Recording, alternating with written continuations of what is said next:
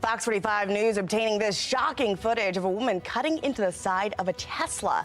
We hear from the frustrated car owner as police search for this suspect. And Marylanders growing impatient, awaiting solutions to the juvenile crime crisis. FOX45 is pressing lawmakers on whether it's their top priority.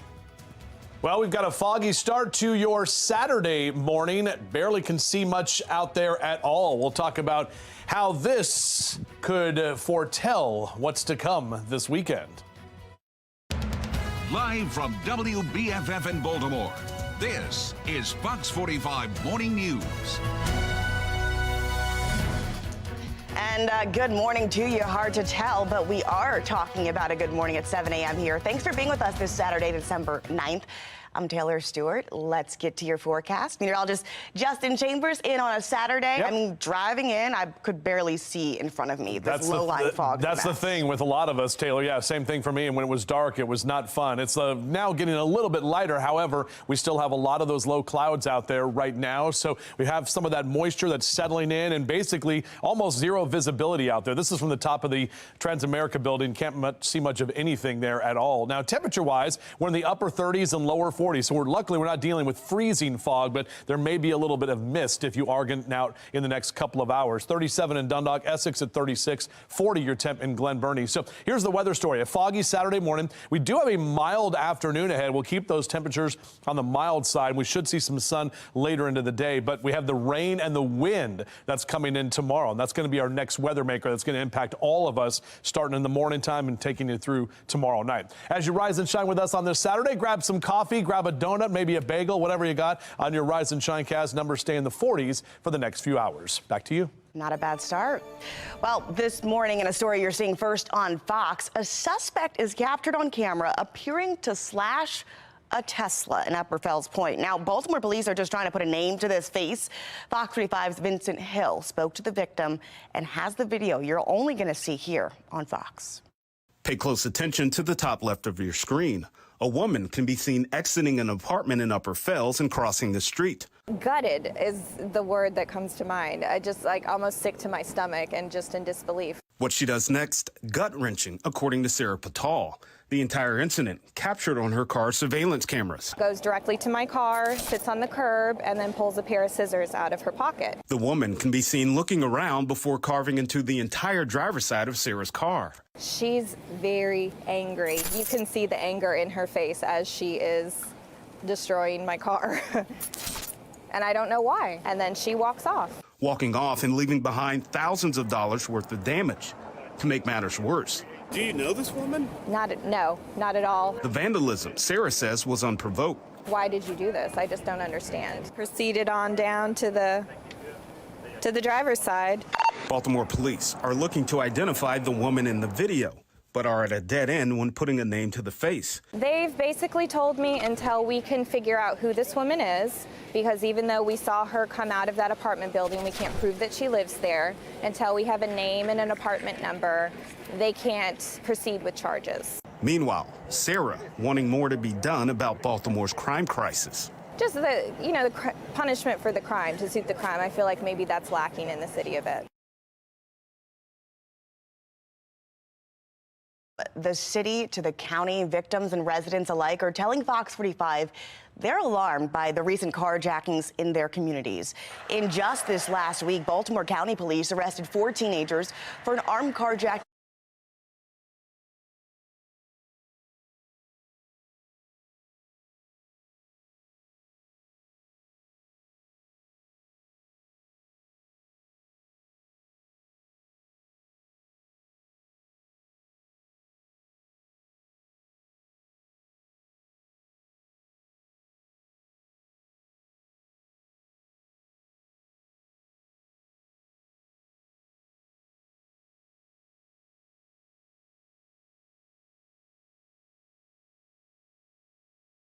Crime crisis are the Juvenile Justice Reform Act and the Child Interrogation Protection Act. The first prohibits children 13 and under from being criminally prosecuted for non-violent offenses.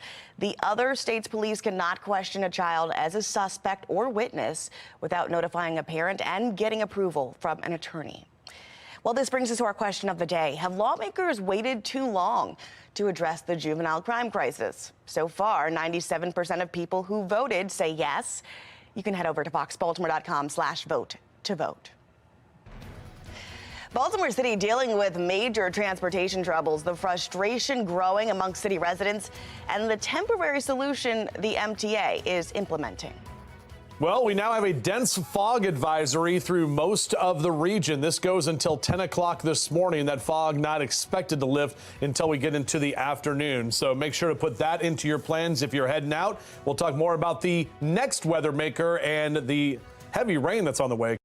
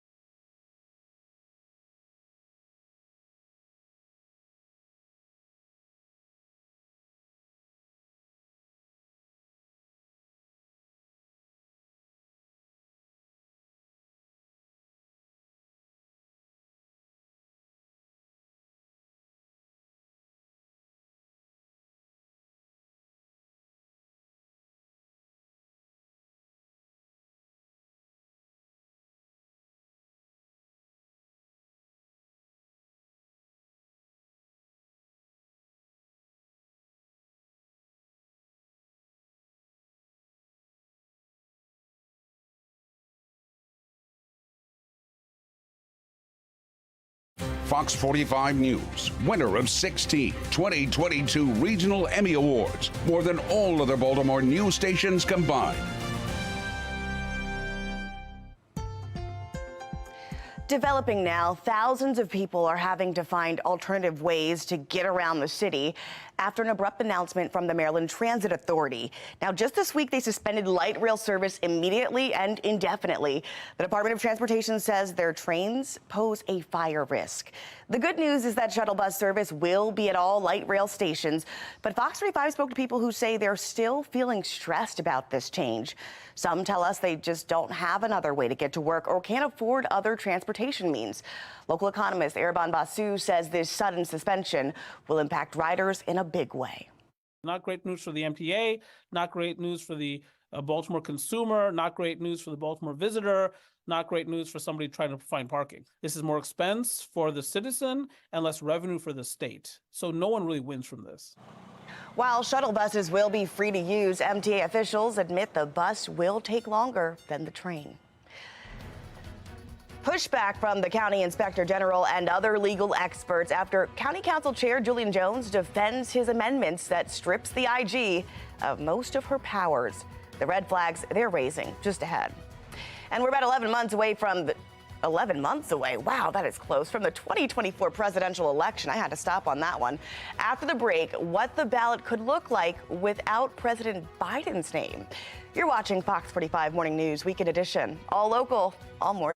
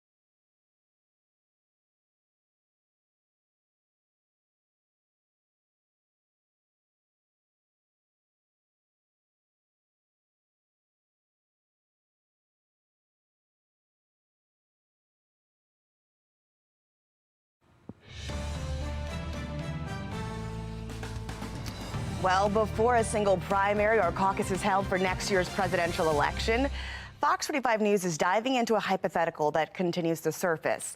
What if President Joe Biden is not the Democratic Party nominee? Donald Trump told Fox News that he doesn't believe Biden will be on the ballot next fall. But as Mike Magnoli from our Sinclair affiliate in Florida reports, the idea of a candidate other than Biden is not as far-fetched as it sounds, and Democrats have tried something like this before. That would be an interesting convention. I think ratings would go up. Dr. Robert Taylor is a historian and dean at Florida Tech. He says modern viewers are used to political conventions being little more than pep rallies for the party nominee. But in 1980, Taylor tells me the Democrats' convention in New York City was a slugfest. Massachusetts Senator Ted Kennedy was plotting to steal the nomination from President Jimmy Carter, who was running for re-election. The two had been in a heated primary race, and Kennedy was looking for a Hail Mary on the convention floor. No more high inflation and no more Jimmy Carter. A candidate can try to lure delegates away from their voting commitments to their respective states, and enough rogue delegates could tip the scale. Moral delegates are, I think, required to vote for the person that they're there to represent at least once. If I'm let's say a Carter delegate, I voted for Carter once. But after that, you could be persuaded to look elsewhere. Kennedy failed to convince enough delegates to change sides. A few months later, President Carter was unseated by former actor and California Governor Ronald Reagan. And we fought for and we have achieved some very important goals for our country. Good morning, New Hampshire. Good morning, America. Officially, President Biden only has one primary challenger. That's Minnesota Congressman Dean Phillips. He entered the race in October. Now, Biden's running mate, Vice President Harris, though just a few heartbeats away from the presidency, as they say, is not considered a serious contender on her own. I don't think they're being lied to. But fresh off his energetic debate with Ron DeSantis, the current governor of California, Gavin Newsom, is riding a wave of popularity. We like to look at state governors as potential presidents. And I'll be honest with you, I think there's probably one person I wouldn't listen to on this topic more than the guy that I'm standing next to, Ron DeSantis. Peter, do you think the leaders in the Democrat Party want Gavin Newsom on the ticket? In their heart of hearts, notwithstanding what they say publicly, absolutely. Joe Biden is a disaster. The polls show it. He's way underwater. Peter Feynman is a Florida Republican National Committee man. Now, he watched Newsom's performance, and he says it was an audition for a run. Peter, do you have a theory about the mechanism that they could use to do this swap? They do. I do. They have, unlike the Republican Party, where the vast majority of delegates that go to the convention are bound to a particular candidate based on their state's primary election. In the Democrat Party, they have hundreds and hundreds of unbound, what they call at-large delegates. And those, then you go back to the days of cigar smoke-filled rooms where they cut deals, and those at-large delegates could very well swing the nomination process. Should President Biden drop out of the race by choice or circumstance before the convention in August, Dr. Taylor says things could get interesting. Of course, we're, again, uncharted waters. We're dealing with an incumbent president who's not a young man, and we'll just have to, again, literally just have to see. Another possibility, replacing Vice President Harris. Now, that could give the Biden ticket a shot in the arm.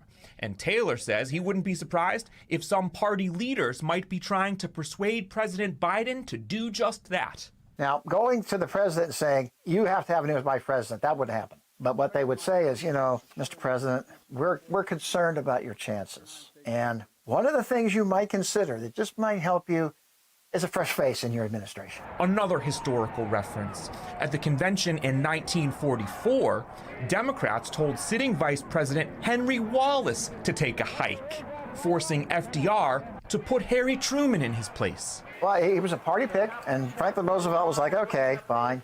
But some historians have speculated that Roosevelt deep down knew he was very ill, and that there better be a number two who could step in.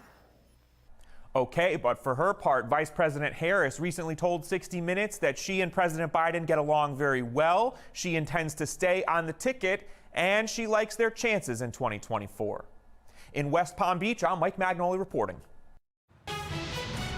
All right, you see it there. Next weather maker rolling through. Let's get over to meteorologist Justin Chambers for a look at when we can expect it. Yeah, this rain is going to start picking up tomorrow morning, Taylor. Probably about this time, we'll see a few showers, and then really we're going to have a couple of waves of that rain. That will be the heavy variety, moderate to heavy, also the wind that we have to deal with. So we'll talk about that in a moment. Right now, what's happening is the fog that is out there. So we've got near zero visibility at this time. Temperatures are in the lower 40s, and look at this. When you put the air temperature and the dew point temperature very close together, that typically means we've got fog. So that's what we're looking at right now with a lot of humidity out there, even some mist as well. So that is why the National Weather Service has put up the dense fog advisory. Everyone there in the gray, so it's pretty much the entire viewing area, save for a few of our eastern shore counties out through Easton and Denton. But most of us will be in this dense fog advisory until 10 o'clock this morning, and we'll see eventually that fog will start to lift. But our HD radar is quiet. There's no actual rain that is falling. You got to go pretty far away to see some of those showers, basically through the Ohio River Valley. That's ahead of that cold front, which is that next weather maker, and that's what's going to be changing things up as we head into your Sunday. So this is Saturday afternoon on the hourly future scan, about 2-3 o'clock. We should keep the clouds around, but at least have some of the brighter conditions as we head later into the day with those mild temperatures. Notice the red arrows. That's the warmer air that's coming in from the south. This is tomorrow, about 7 o'clock, same time tomorrow on your Sunday, and we'll stay dry, but right about 9-10 o'clock in the morning is when that first round of showers is going to pick up. And then right about game time for the Ravens, about 1 p.m., you're going to see that line of heavy to moderate rain, moderate to heavy rain that will be potential, and also the wind that's going to kick up. So it's going to be wet there at the bank. And then we get a little bit of a break in the middle of the afternoon, but about 8-9 o'clock tomorrow night, more of that rain will be coming through, and that's when things get very active as that next weather maker rolls in. So we also have a flood watch. This starts tomorrow morning and will go all the way through tomorrow night, even into early Monday morning for all of the areas here in green. That basically means we're going to have the potential to see a good 2 to 3 inches of rain, and that could cause some minor flooding. So we're going to be watching this and monitoring for a possible weather alert day for tomorrow. Next 12 hours, our temperatures in the mid to upper 50s, so it will be kind of milder today, definitely above average with those temps across Carroll and Baltimore counties, mainly in the low to mid and upper 50s as we head toward the afternoon. And up and down the 95 corridor, we'll see those numbers in the 50s for Baltimore and D.C., up into Philly, mid 60s in Richmond. Look how much warmer it is just to the south of us. So we're going to tap into some more of that warmer air for tomorrow, maybe even have a thunderstorm to deal with on your Sunday. So we'll be active. There's no doubt about that. On your 7-day forecast, we'll see those temperatures climb to the 60s tomorrow. And then right behind it, we're talking about colder air. The wind picks up as well, and temps will only be in the 40s for Monday and Tuesday to kick off next week. Taylor? All right, well, get this. The future of the Orioles at Camden Yards is uncertain right now. The questions over the team's deal with the state lingering on, and the conflicting reports we're following. Meantime, she's raking in the dollars while getting praise and honor. How one artist's record-breaking tour broke $1 billion in ticket sales. You're watching Fox 45 Morning News Weekend Edition, all local, all morning.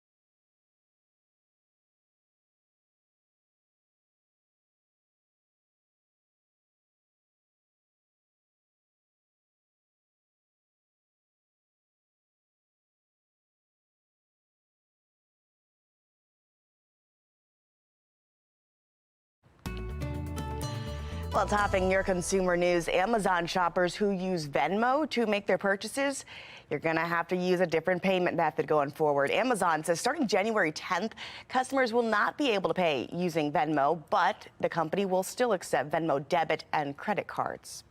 Now, on Capitol Hill, a bipartisan group of senators have unveiled a Fans First Act, which seeks to make the lives of sports fans and concert goers easier. Now, it proposes new restrictions on ticket resales and ramps up protections against online bots that snatch those tickets from real fans. We've all been there. The bill would also force ticket sellers to display all-in pricing in their list, including fees. Speaking of ticket sales, Taylor Swift's Eras Tour set a record, surpassing $1 billion. Okay, this tour was #1 in North America and across the world. Swift sold about 4.35 million tickets, bringing in over just $1 billion. That's according to the concert trade publication Polestar. The Eras Tour starts up again in February with shows slated for Europe, Asia, Australia, and North America. What a moment for her. Well, we are starting off a foggy day on this Saturday, but what we can expect and when things will clear up, meteorologist Justin Chambers has that answer just ahead.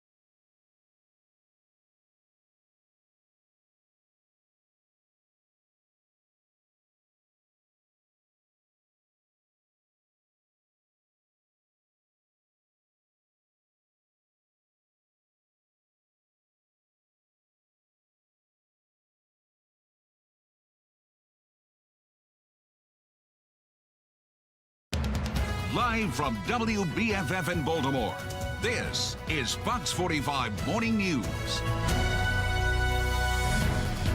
Good morning to you. You got two goofballs in the building this morning. I'm Taylor Stewart. It's December 9th, and you're looking at the sky right now, but we need to talk to the guy who knows what's going on in the sky, meteorologist Justin Chambers. When can we say goodbye to this fog?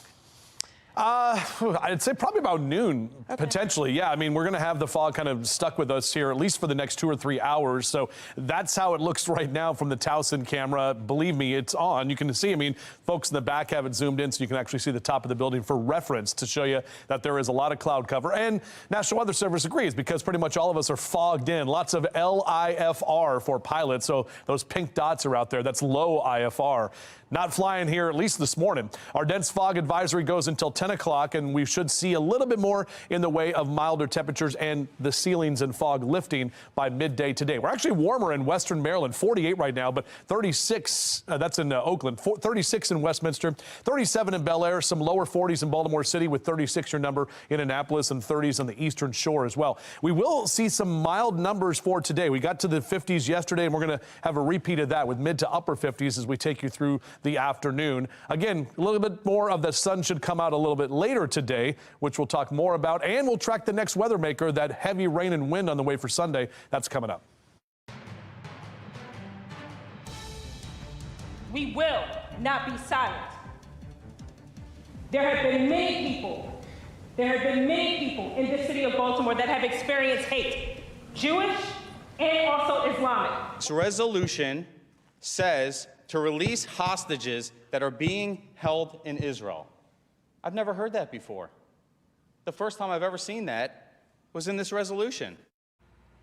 That's the peak of the back and forth battle that's continuing between members of the Baltimore City Council. They're clashing over the message surrounding the war in Israel. Now, two separate resolutions condemning hate has council members at odds.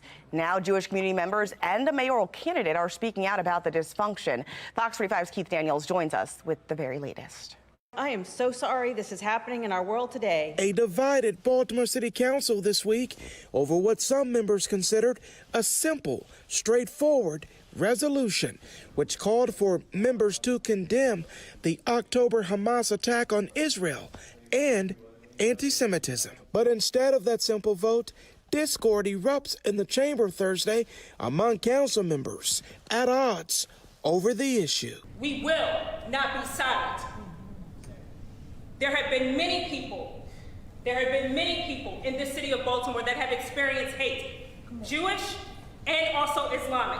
Hearing from mayoral candidate and former Baltimore Mayor Sheila Dixon. I was really dismayed, and I couldn't believe it. Dixon on the radio Friday contemplating the council's lack of movement on the issue and considering the point behind the protest. I wasn't clear about it. I was like, okay, here's a resolution, dealing with the senseless violence of Hamas.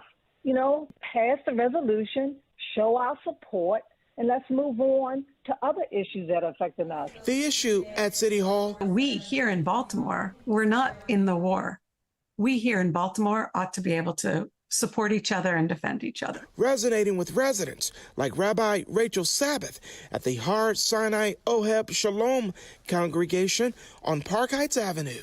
The rabbi has family members, including her 87-year-old mother-in-law in Israel, amid the violence. Sabbath searching now, trying to find understanding behind the city council's failed resolutions. I would hope that a city council would be able to come together and condemn violence against any minority. So the failure to do that, I think, is very dangerous. I just wasn't really clear about what was going on and what the motive was behind it. We want to keep in mind here the four council members who did not vote on the initial resolution say they did not support it because it did not condemn all forms of hate. These amendments would protect you should you be the subject of another investigation. The bottom line is it's not about me. The bottom line is, as an elected official, I'm sort of like an open book. There's no, it's not about me or it's about checks and balances and fair play. That's what it's about. Well, the battle brewing between Baltimore Council Chair and the Inspector General is ramping up. Fox 45 News sat down for an exclusive interview with Council Chair Julian Jones, who defended his push to weaken the IG's office. If passed, his policies would limit the watchdog's funding, operation, and ability to publish reports. This morning, legal expert and IG Kelly Madigan are responding. Fox 45's Rebecca Pryor has this story. The wording in red is what has Inspector General Kelly Madigan seeing red. Any one of these proposed amendments were in fact to pass, it would compromise the work of the office. They're the last-minute markups on a bill 2 years in the making, a bill that was meant to strengthen her office based on recommendations cited in this thorough 100-page report the county paid $100,000 for. No one saw, we didn't see this coming. Joanne Antoine, one of 7 Blue Ribbon Commission members behind the report, calling the changes Julian Jones has drafted deeply concerning. Honestly, the council president right now, I'd say in a lot of ways, this really is a slap in the face. They are going against our goal here of strengthening the office and instead are aiming to weaken it. Among the amendments, pulling the IG's subpoena powers for private citizens, the potential for legal fees to be reimbursed for county employees involved in the IG's investigations, and the creation of an advisory board made up of mostly county officials who would review and approve the IG's reports before they can be published. To be very clear, those items were not all my ideas. There was a compilation between myself, other members, stakeholders. Which members? Stakeholders. I'm not going to get into all the conversations that I've had with all the members. In his sit-down with Fox 45, Jones, who has previously been the subject of 2 IG investigations, refusing to say where exactly the amendments came from. What do you make of that? I have no reason to think that they're anyone's ideas other than Chairman Jones. This as Madigan claims the rest of Baltimore County's council has expressed nothing but support for her office and the bill in its original form. Frankly, Ms. Pryor, it's not about what I think. It's about what all of the other subject matter experts and other inspector generals testified to before the Blue Ribbon Commission. That is not a best practice, and the commission recognized that, and that's why they didn't propose it. Fox 45 also taking the amendments to Baltimore City Inspector General Isabel Cumming. This advisory board is completely off the rails. No, that doesn't make sense. Never heard of that one either. That is actually completely unheard of in the Office of the Inspector General. According to Cumming, the policies would leave any IG across the country shocked and confused. So much so, the Association of Inspector Generals is going to be coming out with a statement on Monday to condemn these amendments because they are not best practices. What does it say about the job that Kelly Madigan is doing that this council member is trying so hard to weaken her powers? Shows incredibly well that Kelly Madigan is doing her job. And kudos to Kelly Madigan. Rebecca Pryor, Fox 45 News. Now, next week, the County Council will hold a public forum for residents to weigh in on these amendments. Then the following week, they'll be brought for a vote. Well, tomorrow, the Big Bad Birds of Baltimore are taking on the Rams right here at the bank, where you can catch the game if you're not heading outside. A lot of cloud cover and fog this morning, but we're tracking our next weather maker starting to get its butt together there in the Central Plains and over the Ohio River Valley. We're going to see more of those showers, the heavy rain, wind, and potentially some thunderstorms. We'll talk about all of that in our next weather maker coming up on Fox 45 Morning News Weekend Edition.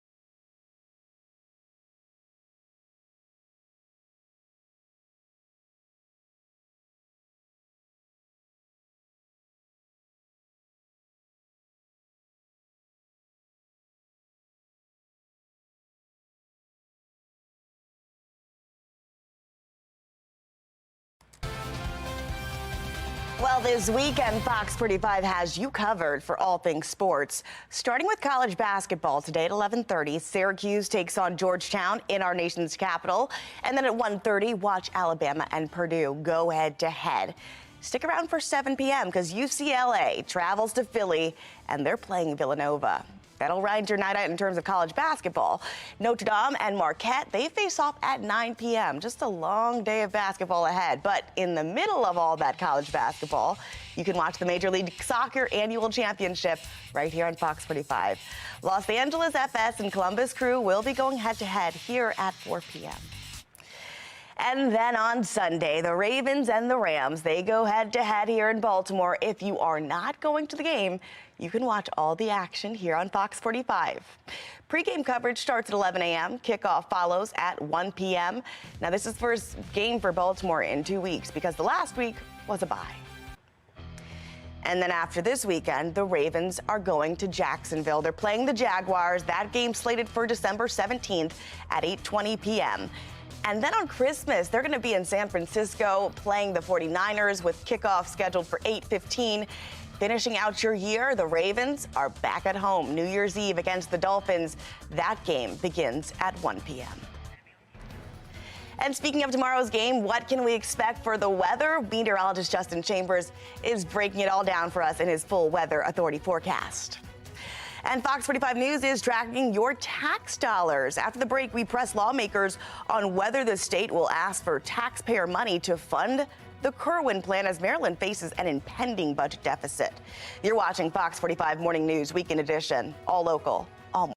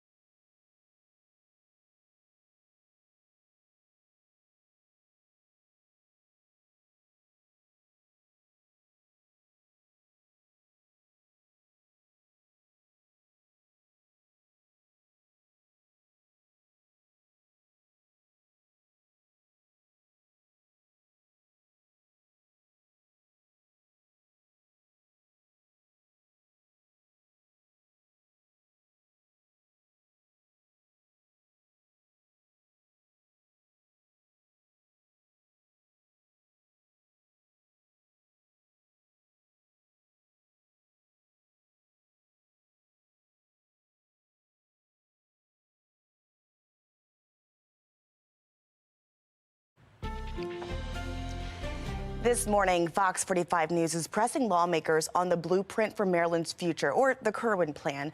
It pumps $30 billion additional tax dollars into schools for the first decade and then $4 billion more each year thereafter. Now, local jurisdictions say they do not have the money the state's requiring them to contribute to this plan.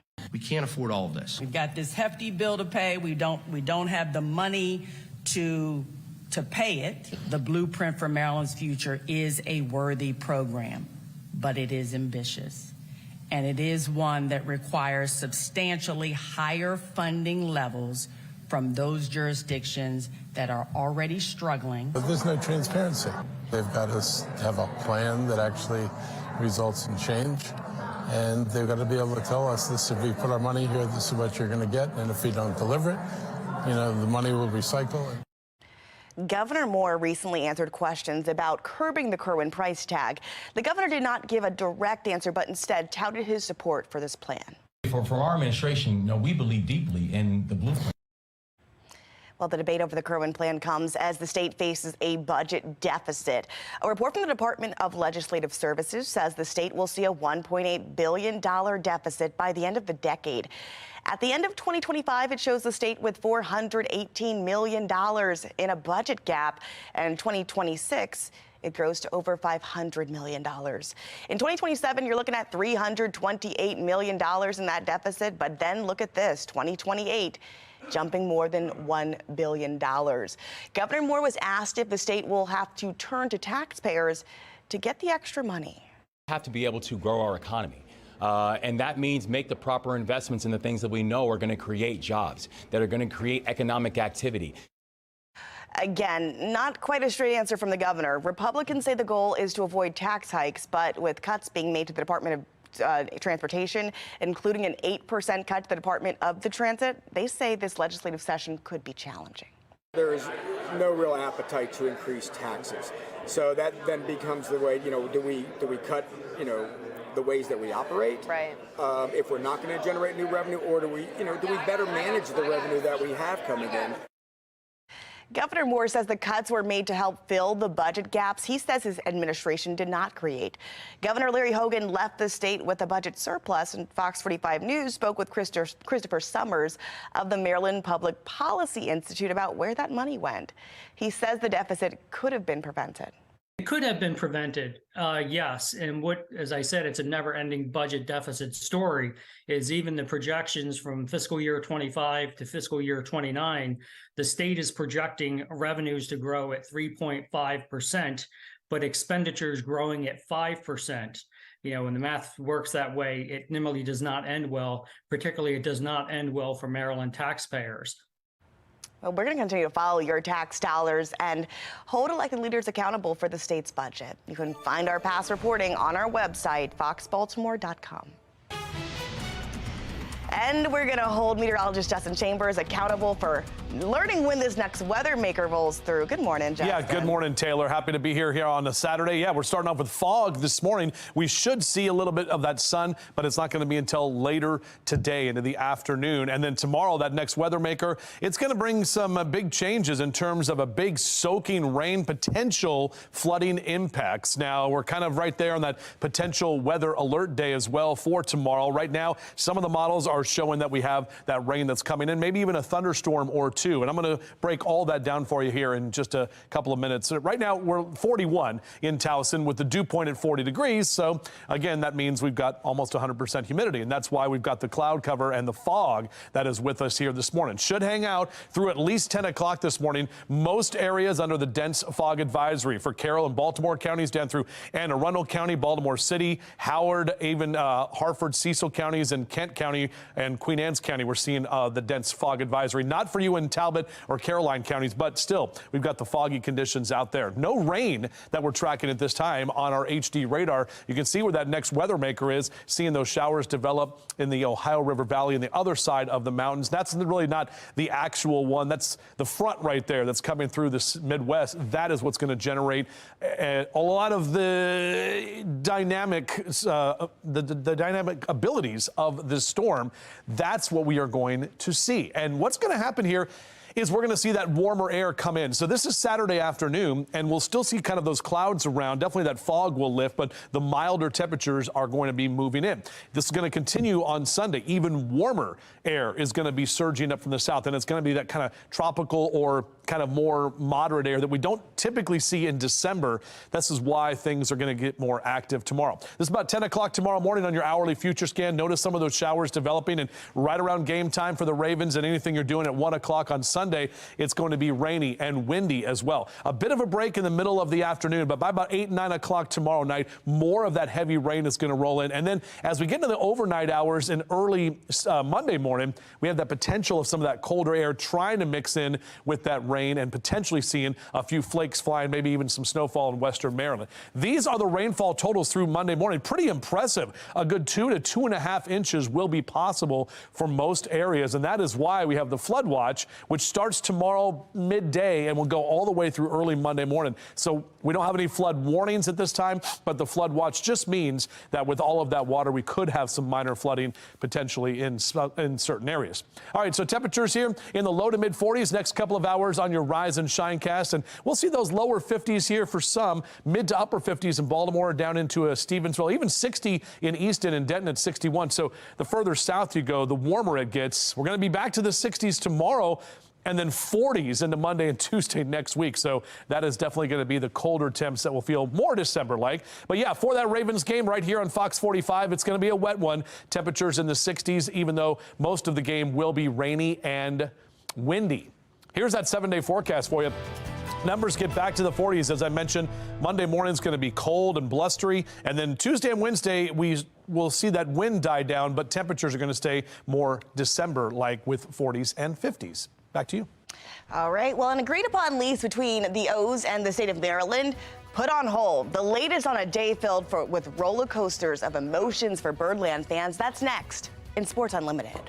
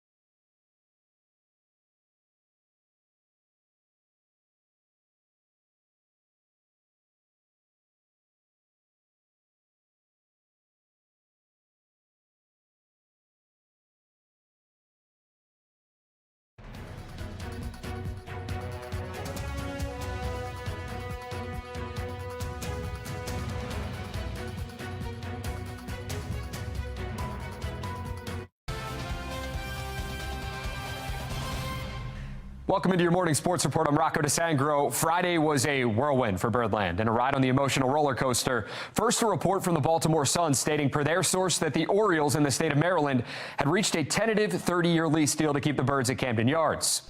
Considering the current lease is up in December 31st of this year, it all makes sense, right? Well, now reports from the Sun and the Baltimore Banner state that that deal has been put on pause by Governor Wes Moore due to some pushback from a key lawmaker. State Senate President Bill Ferguson has his concerns over the deal between the Orioles and the state of Maryland.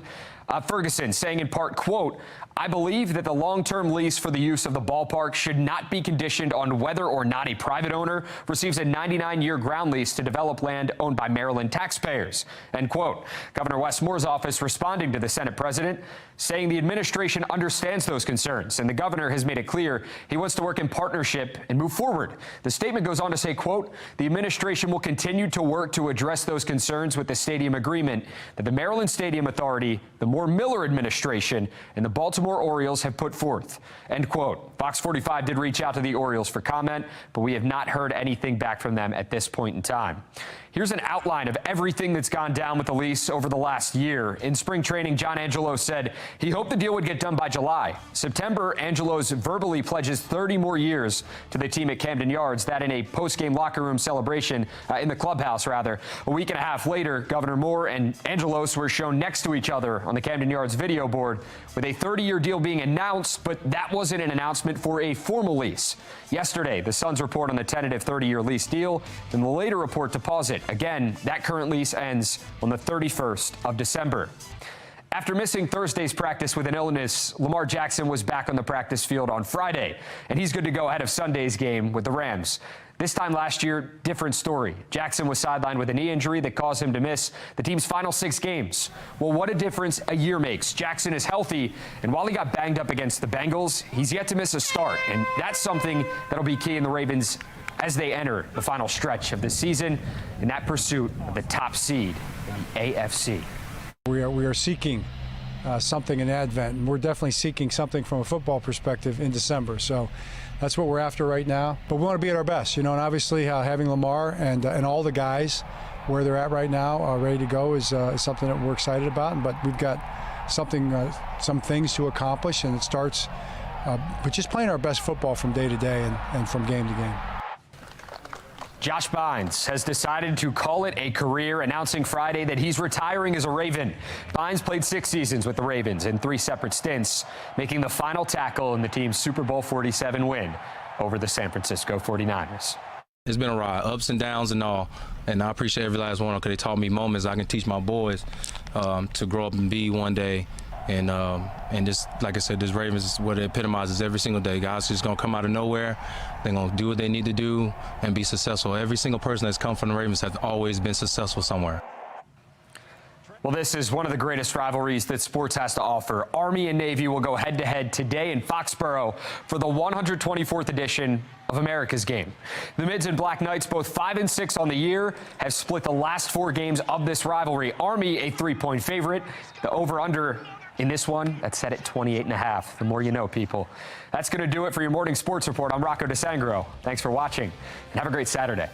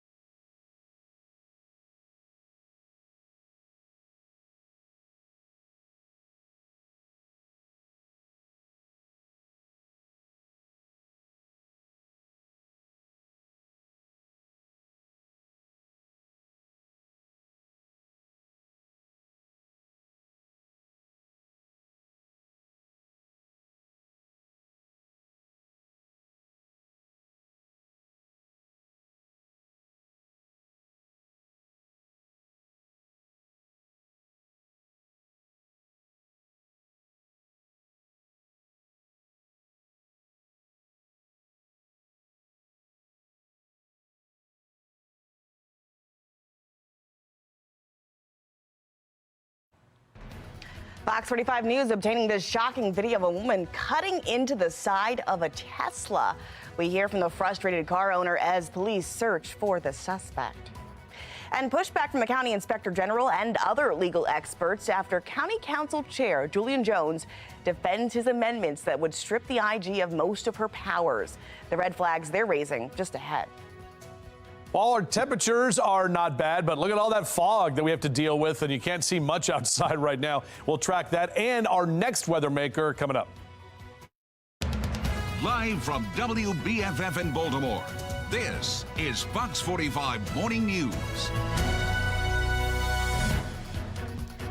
Good morning to you. Looking over a very foggy Towson Mile 1 cam. Thank you for being with us this Saturday, December 9th. You're probably in the right spot because it's cold out there, it's foggy, and we've got meteorologist Justin Chambers with a look at your forecast this Saturday. Good morning. Yeah, good morning, Taylor. That's what we're talking about here, a foggy start for the morning. And as we head toward the afternoon, we do expect this fog to lift. So this is going to be temporary, but we are also tracking that next weather maker, and that's going to be the heavy rain and the wind that's coming in on Sunday. Now, this is the dense fog advisory. Another couple of hours left here through most of us in central Maryland and the eastern shore. Extends all the way up toward Philly. So if you're driving this morning in the next couple of hours, just know you'll have reduced visibilities. Temperatures, they're chilly, but they're not overly cold. 39 in Owings Mills, 36 Dundalk, Essex, and Middle River. We're at 40 in Baltimore City down through Brooklyn Park and 41 in Glen Burnie and Pasadena. So a foggy Saturday morning, mild temperatures once again this afternoon, and then that rain and wind that we're tracking for your Sunday. It is going to impact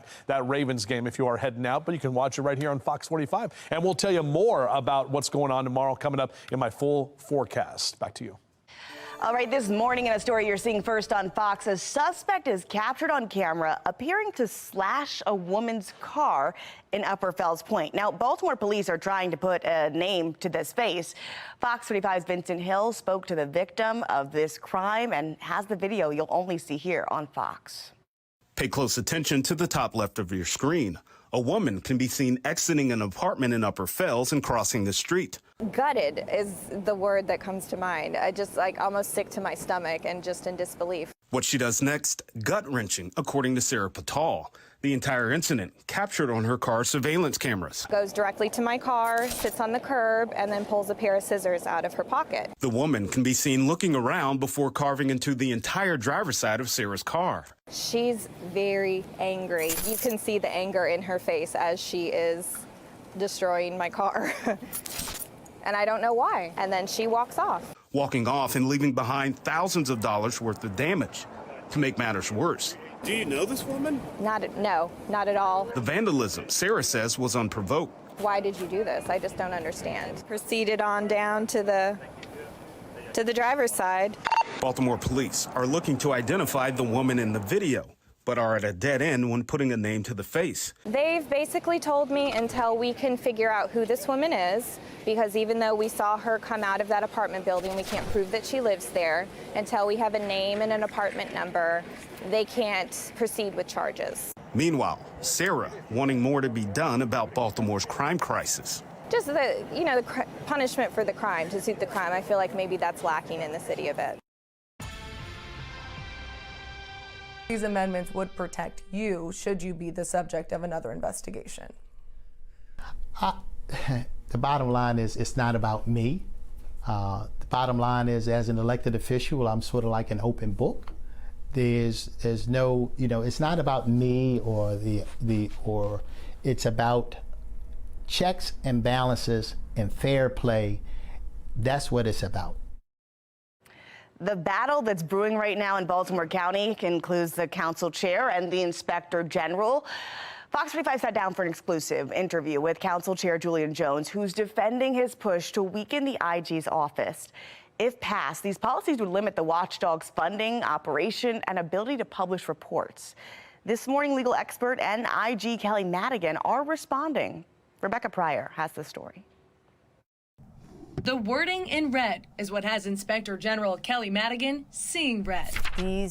Any one of these proposed amendments were in fact to pass, it would compromise the work of the office. They're the last-minute markups on a bill 2 years in the making, a bill that was meant to strengthen her office based on recommendations cited in this thorough 100-page report the county paid $100,000 for. No one saw, we didn't see this coming. Joanne Antoine, one of 7 Blue Ribbon Commission members behind the report, calling the changes Julian Jones has drafted deeply concerning. Honestly, the council president right now, I'd say in a lot of ways, this really is a slap in the face.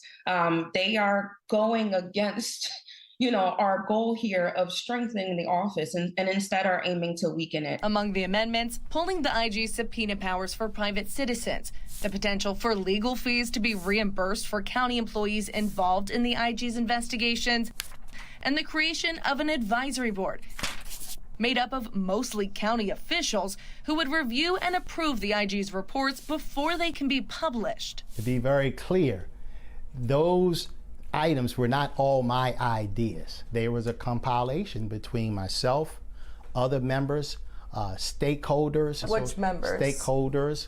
I'm not going to get into all the conversations that I've had with all the members. In his sit-down with Fox 45, Jones, who has previously been the subject of 2 IG investigations, refusing to say where exactly the amendments came from. What do you make of that? I have no reason to think that they're anyone's ideas other than Chairman Jones. This as Madigan claims the rest of Baltimore County's council has expressed nothing but support for her office and the bill in its original form. Frankly, Ms. Pryor, it's not about what I think. It's about what all of the other subject matter experts and other inspector generals testified to before the Blue Ribbon Commission. That is not a best practice, and the commission recognized that, and that's why they didn't propose it. Fox 45 also taking the amendments to Baltimore City Inspector General Isabel Cumming. This advisory board is completely off the rails. No, that doesn't make sense. Never heard of that one either. That is actually completely unheard of in the Office of the Inspector General. According to Cumming, the policies would leave any IG across the country shocked and confused. So much so. The Association of Inspector Generals is going to be coming out with a statement on Monday to condemn these amendments because they are not best practices. What does it say about the job that Kelly Madigan is doing that this council member is trying so hard to weaken her powers? Shows incredibly well that Kelly Madigan is doing her job. And kudos to Kelly Madigan. Rebecca Pryor, Fox 45 News. Next week, the County Council will hold a public forum for residents to weigh in on these amendments, and the following week, they're going to be brought up for a vote. For Baltimore City school students can choose which middle school or high school they want to go to. The event that's happening today that's going to help students narrow down their choices. Waking up foggy on your Saturday morning, and not because you had a crazy night last night. We're talking about the dense fog that's around. We'll also talk about our next weather maker. It's all coming up on Fox 45 Morning News Weekend Edition.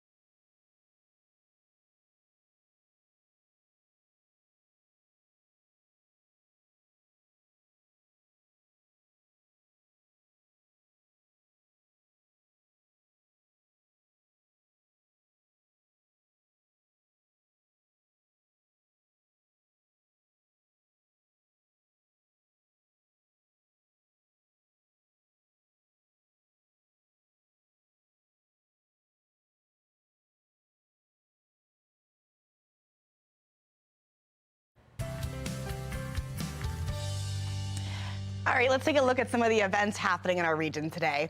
Starting at 10 this morning, Governor Wes Moore and First Lady Dawn Moore will host a public holiday house open at the Governor's House in Annapolis. Also happening at 10 a.m., Baltimore City Public Schools will host its annual School Choice Fair at the Baltimore Convention Center. City school students can choose between a middle, high school they want to attend for the next year. The fair is really a great way for them to explore all of their options, as well as meet current teachers and staff. And then at noon, the Baltimore Peninsula is hosting its Creative Makers Pop-Up Market. It is the perfect place to find some unique handmade gifts from local artists. That's happening at 2455 House Street. And then finally tonight at 5 p.m., it's a Dundalk Community Christmas tree lighting.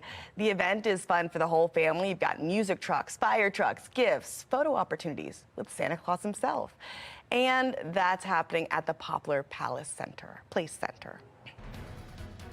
After a foggy morning, what is the weather going to be like if you're heading out onto some of these great events? Meteorologist Justin Chambers breaks it all down for us in his full Weather Authority forecast. 2 Howard County students attacked while waiting for a public bus. Project Baltimore hears from a victim and examines why the school system is not providing a safer way to get to class. You're watching Fox 45 Morning News Weekend Edition, all local, all morning.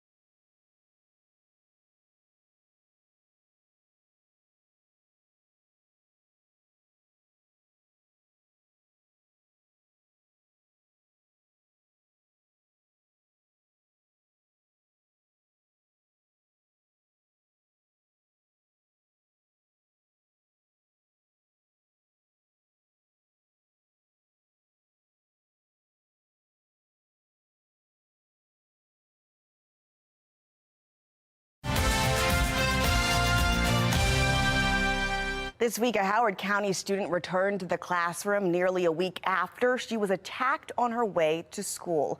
Project Baltimore first reported this incident last week, and Chris Paps has been investigating. He found this could be a part of a bigger problem that's impacting students who are walking to school because the system has cut school bus service.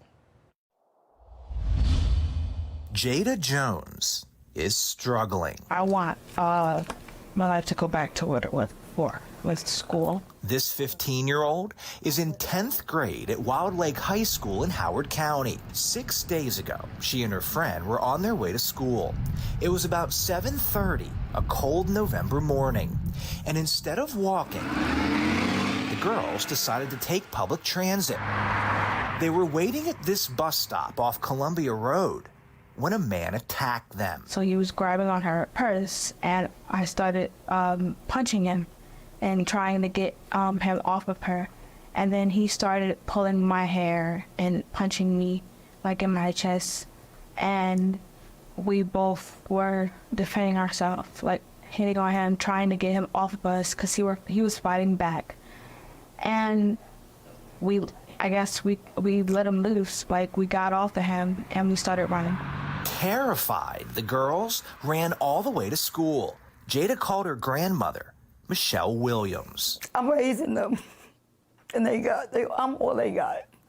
And she's all I got, as my daughter, And just for her and her friend, it took everything in me to try to keep my mind focused and just tell Jada it's going to be okay. Jada and her grandmother live 2 miles from Wild Lake High School.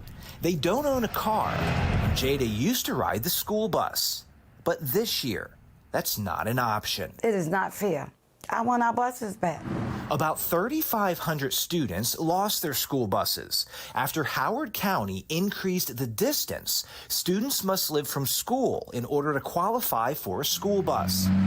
Those 3,500 students are now considered walkers, including Jada. Some of us don't have the transportation to pick their kids and take them to school. Then you made it difficult because now our children is getting hurt in the midst of this. Jada's grandmother is worried, and she's not alone. First and foremost concern is safety. Safety, period, end of story. Project Baltimore has spoken with a number of parents outraged by the district's decision to cut school bus service. Over the summer, they held protests, hoping to convince the school district to reverse course because of safety concerns. Save our school buses! Those concerns have become reality. What happened to Jada is just the latest incident.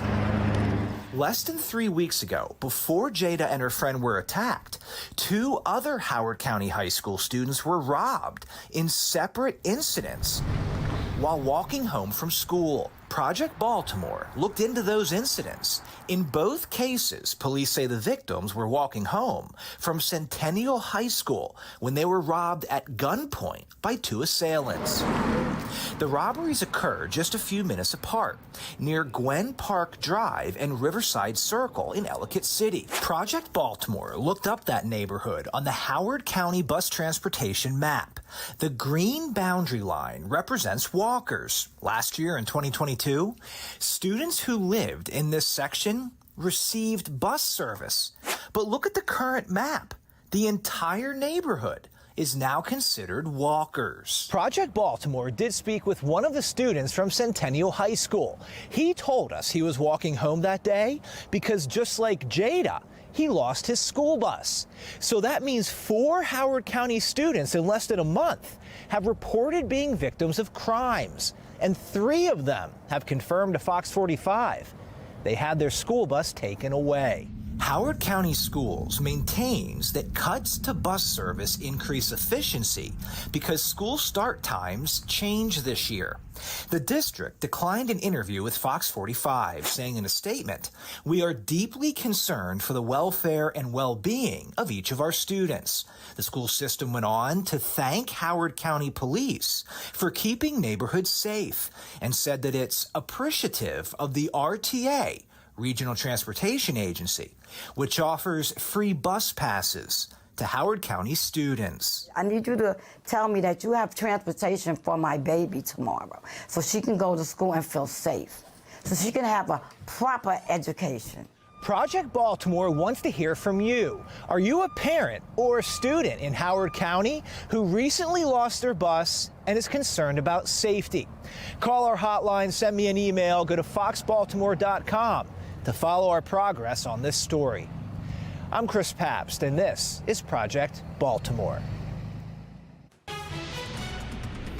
All right, thanks, Chris. 8:20 is your time right now. The next weather maker is what we're tracking. But before we talk about that, we've got to talk about this. This is happening right now. Our Towson camera, Mile 1 Auto Group cam, can kind of see one of the buildings down there. But overall, that fog is going to stay thick and will stay with us here at least for the next couple of hours. We're officially at 40 in Towson with the dew point at 39 degrees. So whenever those numbers are close, that is typically when we see the fog develop and that almost 100% humidity. So that's why that dense fog advisory is warranted for most of central Maryland. You can see all of the areas here in gray. Now, notice some of you on the eastern shore, if you're watching us this morning in Easton and down through Denton and parts of Caroline and Dorchester County, actually, and Talbot County, actually seeing some of the sun here this morning, or at least the clouds, but not the low clouds down there.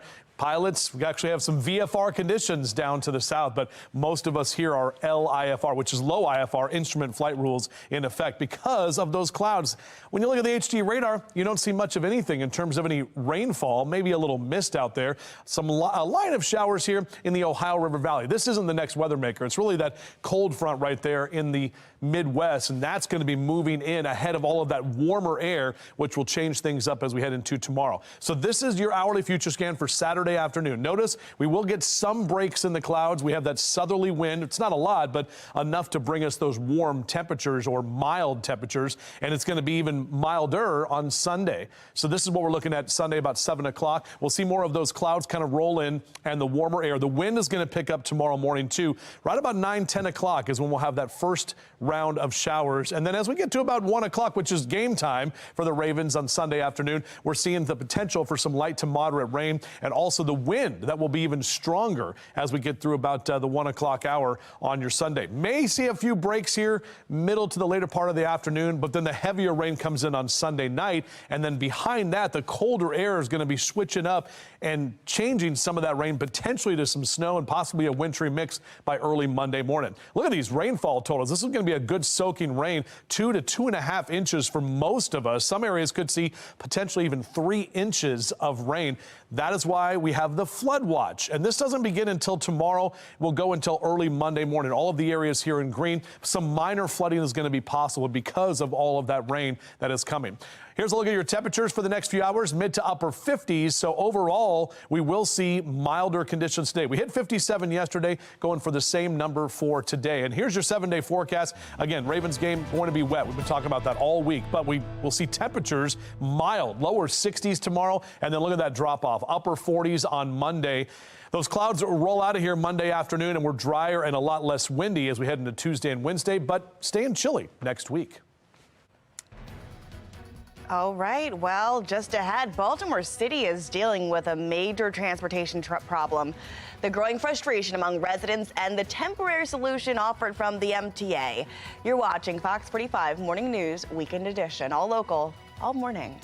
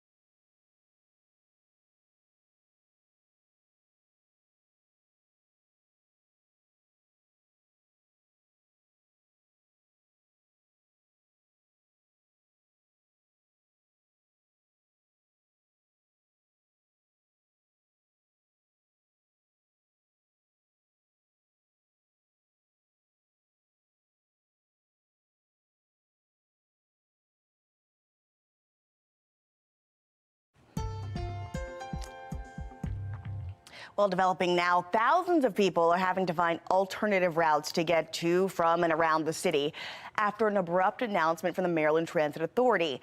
This week, they suspended light rail service immediately and indefinitely. The Maryland Department of Transportation says train cars pose a fire risk.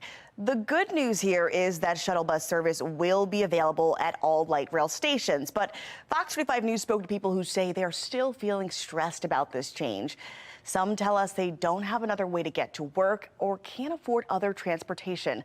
Local economist Erban Basu says this sudden suspension will impact riders in a big way.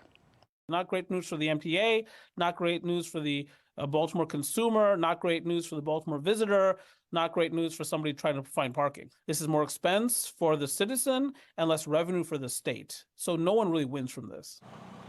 While shuttle bus services are free to use, MTA officials admit the bus is going to take longer than the train. We're following dysfunction in City Hall after 2 failed resolutions condemning hate. The local rabbi who's speaking out about how this impacts the Jewish community and the city as a whole. And rain is on its way, and it's going to impact the game tomorrow. Meteorologist Justin Chambers is tracking the system that's ahead in his full Weather Authority forecast. You're watching Fox 45 Morning News Weekend Edition, all local, all morning.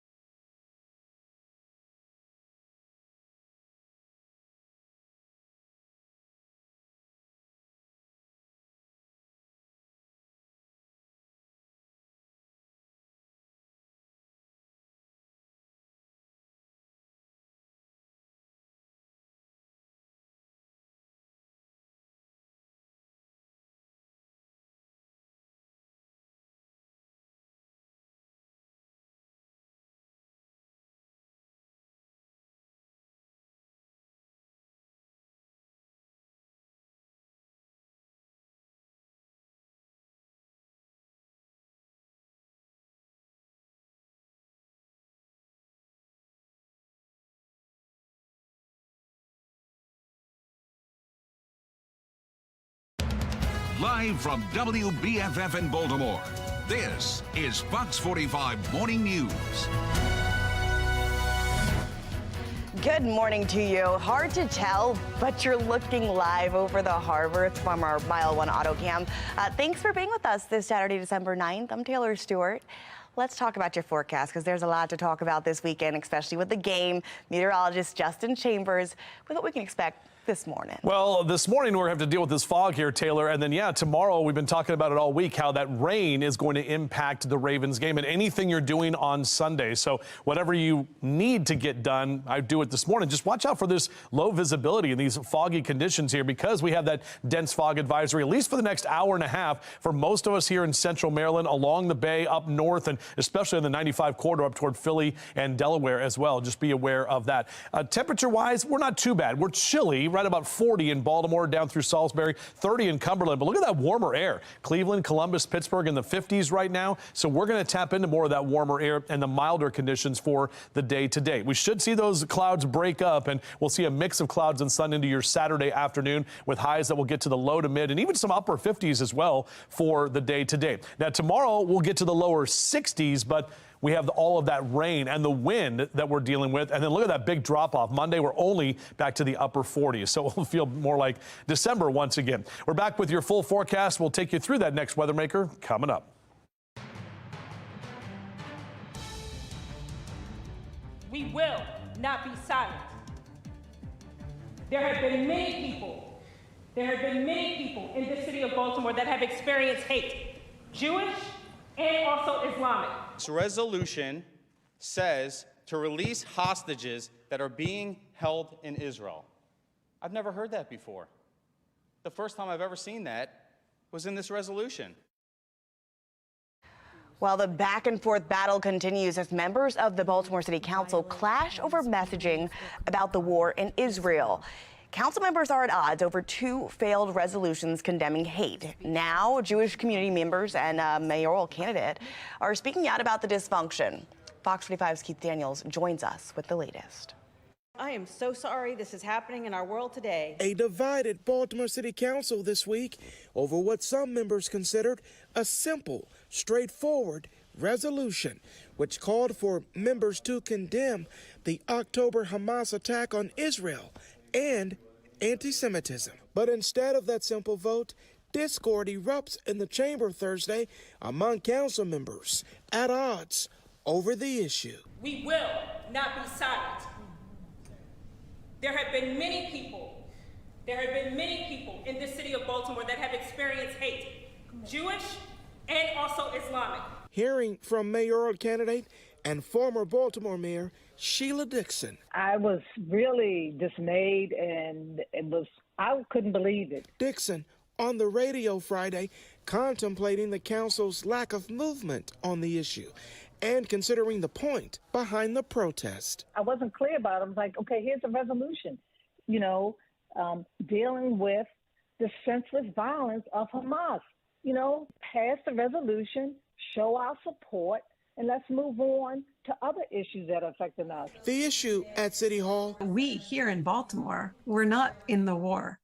We here in Baltimore ought to be able to support each other and defend each other. Resonating with residents like Rabbi Rachel Sabbath at the Har Sinai Oheb Shalom congregation on Park Heights Avenue.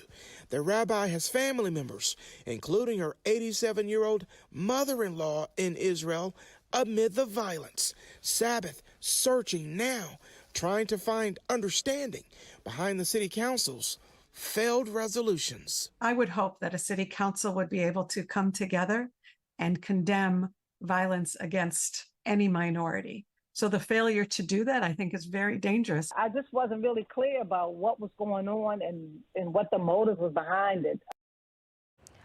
Now, the 4 council members who did not vote on the initial resolution say they did not support it because it did not condemn all forms of hate. Now, the back and forth within City Council follows controversial statements across the state in response to the war.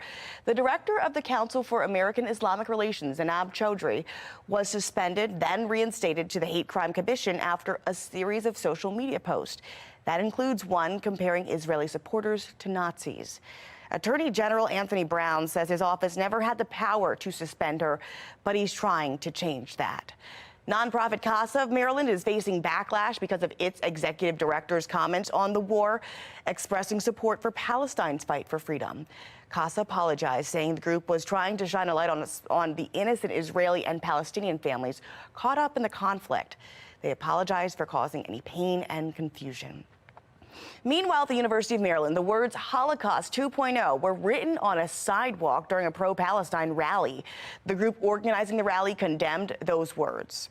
Now, if you want to read more on the war in Israel and how it's impacting communities right here in our state, head to our website, foxbaltimore.com. Continuing coverage this morning as legislative and local leaders continue to look for ways to fight the juvenile crime crisis.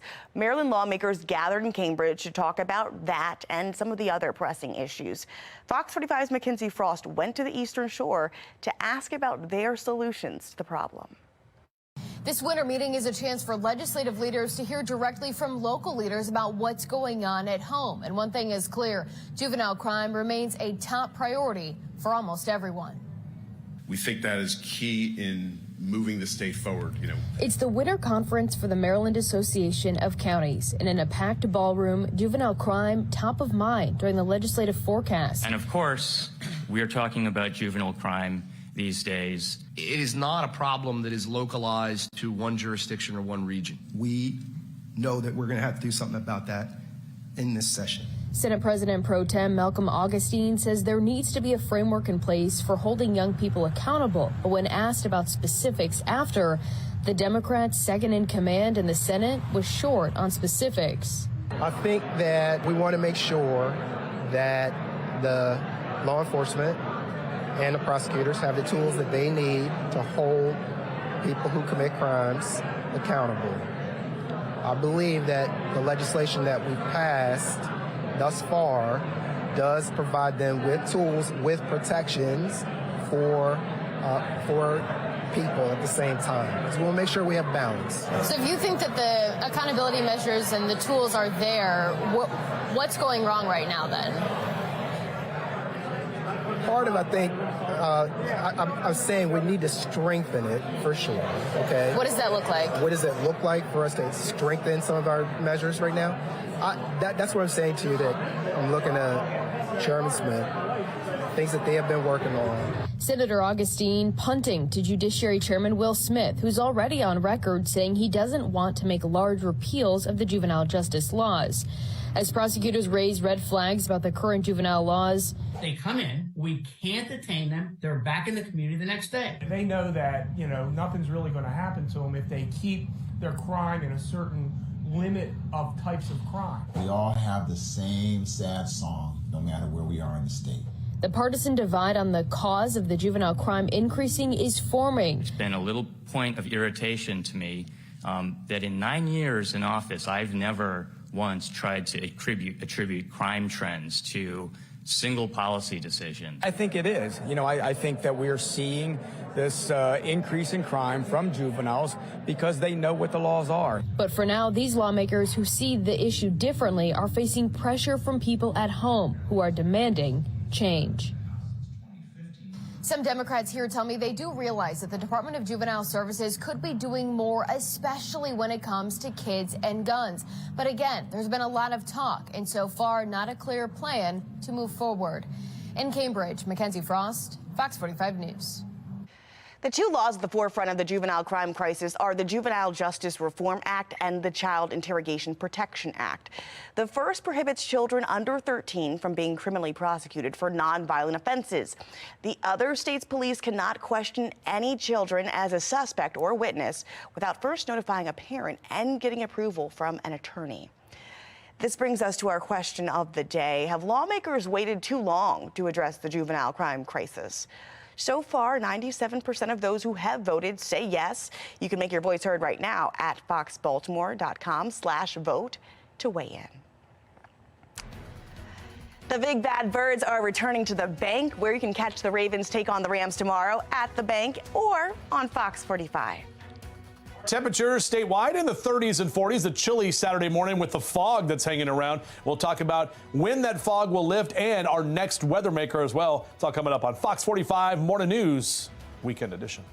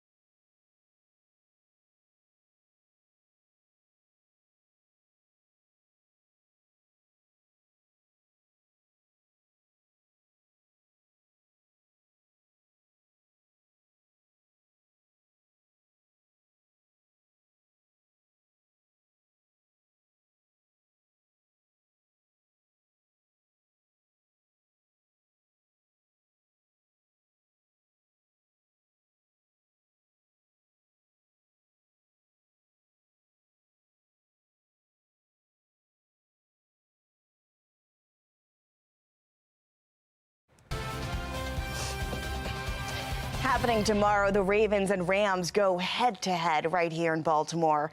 And if you're not going to the game, you can watch all the action with us here on Fox 45. Our pregame coverage starts at 11 a.m. Kickoff starts at 1 p.m. This is Baltimore's first game in 2 weeks since last week was a bye. And then after this weekend, the Ravens are heading to Jacksonville to take on the Jaguars. That game slated for December 17th at 8:20 p.m. And then on Christmas, they'll be in San Fran playing the 49ers. Kickoff for that game after your Christmas dinner at 8:15. And then we'll wrap up your 2023 season with the Ravens playing right here at home against the Miami Dolphins. That begins at 1 p.m. Well, just in time for the game, the rain is moving through. Will it wash out the game tomorrow? That's the big question. Meteorologist Justin Chambers is breaking it all down for us in his full Weather Authority forecast. And after the break, Santa and his elves are setting up shop in Annapolis. The sneak peek of this year's Santopolis. You're watching Fox 45 Morning News Weekend Edition. All local, all morning.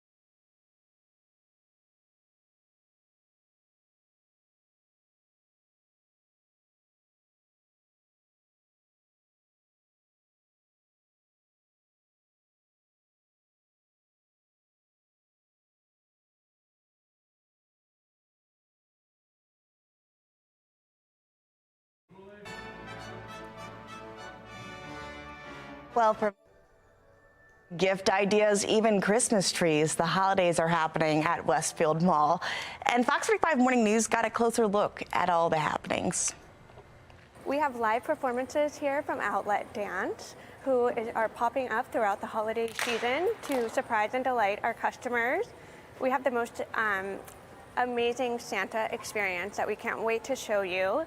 We actually moved our Santa experience inside a space this year, which is really special, really magical, so intimate. We've had the most wonderful feedback from our customers, and we really welcome everyone to come and see. And I think one of the most exciting things as well is we have our elves back. I don't know if you guys remember from last year, but they are also surprising and delighting customers throughout the holiday season. No pebble has been left unturned.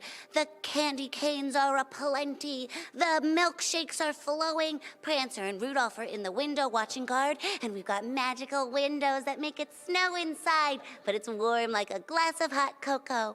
We're here with the big man himself, if you'd like to say good morning. Good morning. Ho, ho, ho. Merry Christmas to all.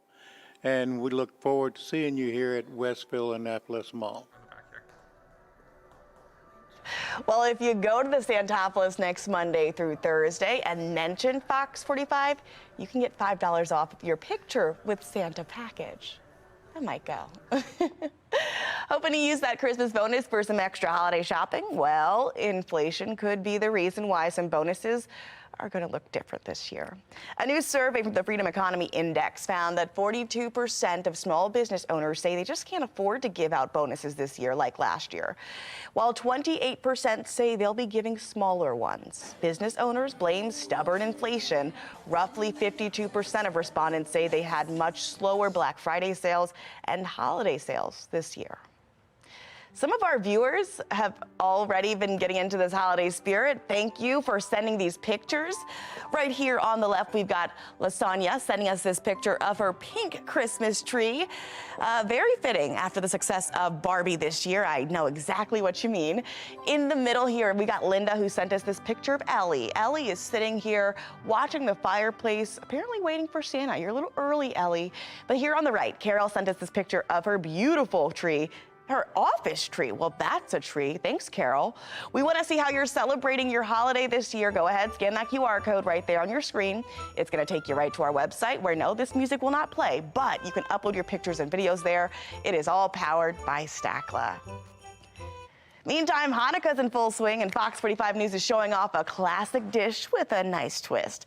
On Fox 45 Morning News, Eddie's Catering joined us live in studio to show us latke or latke and all of the wonderful toppings you can try this year.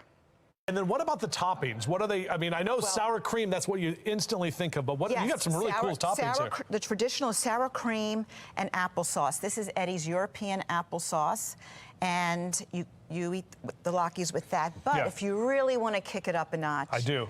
And have, because you've got 8 days to celebrate. Absolutely, yeah. You can make it into a really elegant hors d'oeuvre. And what I have here are different toppings. I have smoked salmon. Yeah. I have caviar. I have tapenade from our olive bar. Now, keep that camera sliding over here. Yeah, look at this one, guys. This is the one we want to show because this is the one that has all the fun things. I have pomegranate arrows. And pomegranate on a latke? And put a little honey. And then the newest thing is Mama Fuco's Chili Crunch. Whoa. What the heck is that? Mama Fuco's Chili Crunch. We have it in our grocery section. All right. It's the hottest condiment right now. No pun intended. It's hot. Oh, and that was my favorite one. So good. Eddie's has a special menu through the duration of the holidays, and you can find all the information right there on our website, eddiesofrolandpark.com. Well, we got to get over to meteorologist Justin Chambers because you heard it. We are going to be weather aware, and he's going to tell you why. Meteorologist Justin Chambers. I mean, what about those elves? Those elves, though. I mean, so many questions. I'm still like on that, and then the latkes that we had yesterday. I mean, okay. Yesterday was a day. It really was a day. Yeah, and I heard there are rumors that my wife is making Christmas cookies today, so I'm very excited about that. I know, me too. Hopefully they'll be around and I can bring them in on Monday morning. Now, we have some improvement here on those low clouds and that fog. This is our Towson camera. Now we can see that building from our Mile 1 Auto Group cam. Just stepped outside myself here in Baltimore City, and yeah, the fog lifting a little bit. Now, still have to deal with that the fog, at least for the next hour or two. 41 your current temperature in Towson. It's chilly as you step out. The areas here in gray, that's the dense fog advisory. It's kind of how it looks, very gray. And the dense fog advisory should be in effect until 10 o'clock this morning. It should be allowed to expire at that time. Hopefully these clouds will continue to lift. Now, on your HD radar, pretty much dry conditions right now. We are tracking a few showers trying to work into western Maryland. And this is not the next weather maker. This is just a few of those prefrontal showers that could be moving in. So we actually may have a shower or two as we head into the afternoon today. But really, overall, we're looking at dry conditions. This is the hourly future scan, the arrows indicating where the wind's coming from. So a southerly wind bringing in more moisture and also the milder temperatures through the afternoon and especially tomorrow. Wind is going to increase tomorrow. This is 7 o'clock on Sunday morning, probably about the only time it will be dry on Sunday as that next weather maker starts about 9, 10 o'clock in the morning. We'll see a few of those showers. This is kind of round one, and it's right as we get into kickoff for the Ravens game at 1 p.m. on Sunday. That wind will continue to be with us here. We get a little bit of a break. Some of the models about 4 or 5 o'clock tomorrow afternoon, we'll see some less rain, I should say. And then as we get into 8, 9 o'clock tomorrow night, more of that rain will continue. That's when the moderate to potentially heavy rain will be with us, especially in the overnight hours. Then the colder air is going to come in behind that and try to change some of that rain over to kind of a wintry mix for your Monday morning commute. This is the future scan, with our rainfall totals. And check out some of these numbers. I mean, 2 to 2.5 inches. Some could be close to 3 inches of rain, which is why we now have a flood watch in effect. It actually doesn't start till tomorrow, but we'll go until early Monday morning. Just to let you know, with some of that rain, some of those creeks could be kind of overrunning just a bit, and we could see some localized flooding. Now, today is the day if you want to get out there and play some golf, even though it's foggy right now. Lower 50s through noon and into the mid to upper 50s for the afternoon on your Saturday. High temperatures still in the above average category. Typically lower 50s is where we are. We're going to be in the mid to upper 50s, mid 60s in Richmond today. So that's where the warmer area is, and we'll get in on some of that tomorrow. For the Ravens-Rams game, your kickoff, well, we're going to see those temperatures in the 60s, but the rain stays with us through most of the game and the wind as well. On your future scan, the wider picture, here comes that system. So we'll have a few of those showers around tomorrow morning, and that kind of round one. And then round two, as the cold front comes through, changes to more of a warm front with that area of low pressure moving out of here in the overnight hours into early Monday, Then that wraparound colder air is going to bring the potential for a wintry mix on your Monday morning commute. So kind of a dynamic weather system here. Not in weather alert, but we'll continue to monitor for the potential to go weather alert. Breezy and cooler on Monday, and temps, look at those, upper 40s and lower 50s next week. Well, she's raking in the big bucks and just named Times Person of the Year. How Taylor Swift is breaking records in ticket sales. That's just ahead.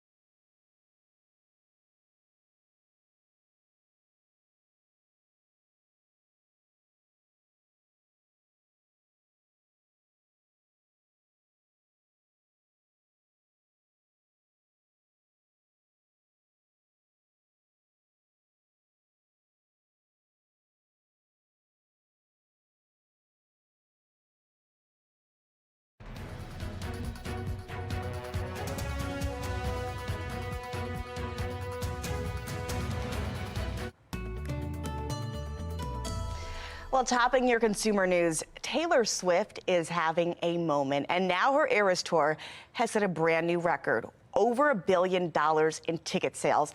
This tour was #1 in North America and across the world. She managed to sell over 4 million tickets, according to concert trade publication Polestar. The Eras Tour starts up again in February with shows slated for Europe, Asia, Australia, and North America. All right, well, let's get over to America's Steals and Deals. Take a look. The following segment is sponsored by Knocking. I am so excited to tell you about this product. I love it after wearing high heels all day or a heavy workout at the gym. Footopia. This combines pushing, kneading, shiatsu, pressing, rubbing techniques that feel so good. It also has heat therapy that helps to loosen your muscles, and it also feels cozy as we get into these colder months of the year. And it can also be used on your calves as well, which is great because I get cramps in my calves. I also love it's light and it's portable. You just simply plug it in and you're good to go anywhere, vacation, the office. It's also great for everybody. It's a great gift, whether you're an athlete or you're having a physically demanding day at work, or you just want to, like me, relax after a stressful day and just sit in front of the TV. I like that it's really good for anybody. It's good for young people, it's good for older people, and also I have cold feet, so this warms my feet and massages my feet at the same time, which is actually something I've never found in a product like this. And right now, we're offering 33% off. Get that, that's a big deal on Footopia. All you have to do is head to asadeals.com for this amazing, look at this, relaxing, exclusive offer.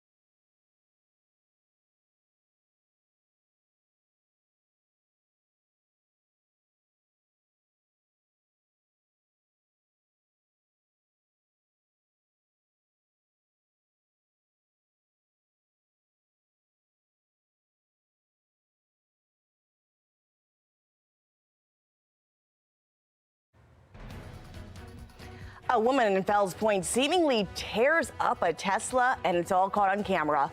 The shocking footage you'll only see on Fox 45 as police search for this suspect. And criminals using rideshare apps to carjack unsuspecting victims. The troubling trend we're seeing across Baltimore. Well, you're still foggy here on your Saturday morning, but we're tracking our next weather maker, the heavy rain and wind that will impact all of us on Sunday.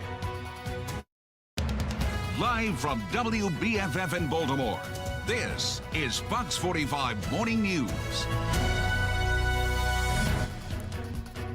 Well, look at her. We can finally see good old Towson through our Mile 1 auto cam. Thank you for being with us this Saturday, December 9th.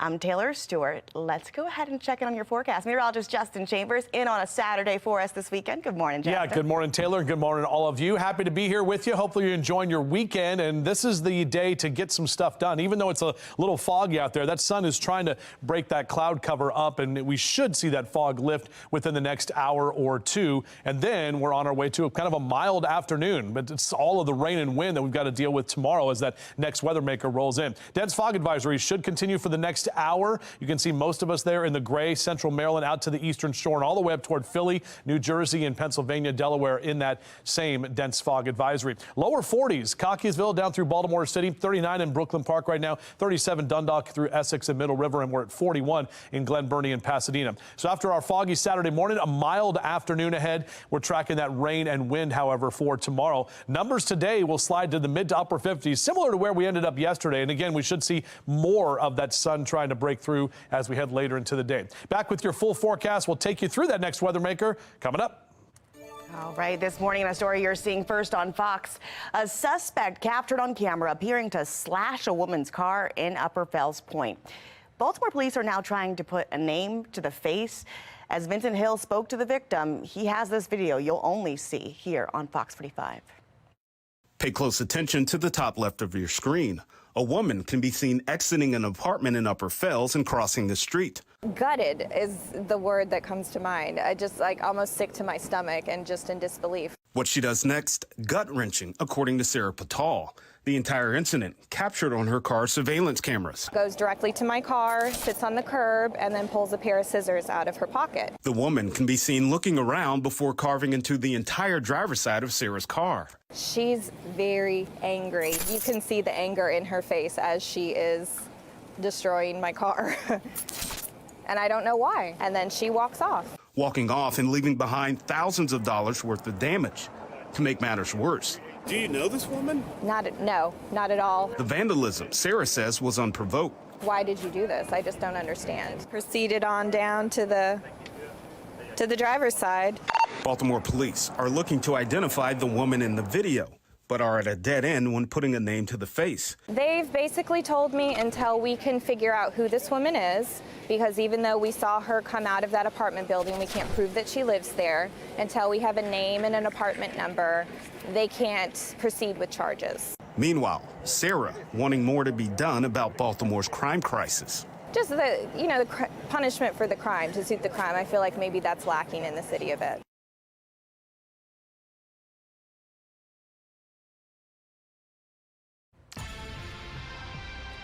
From Baltimore City to the county, reports of young people stealing cars continues to pour into our newsroom. This week, Fox 45 News learned 4 teenagers, 2 of whom are only 14 years old, were arrested after an armed carjacking in Druid Hill Park.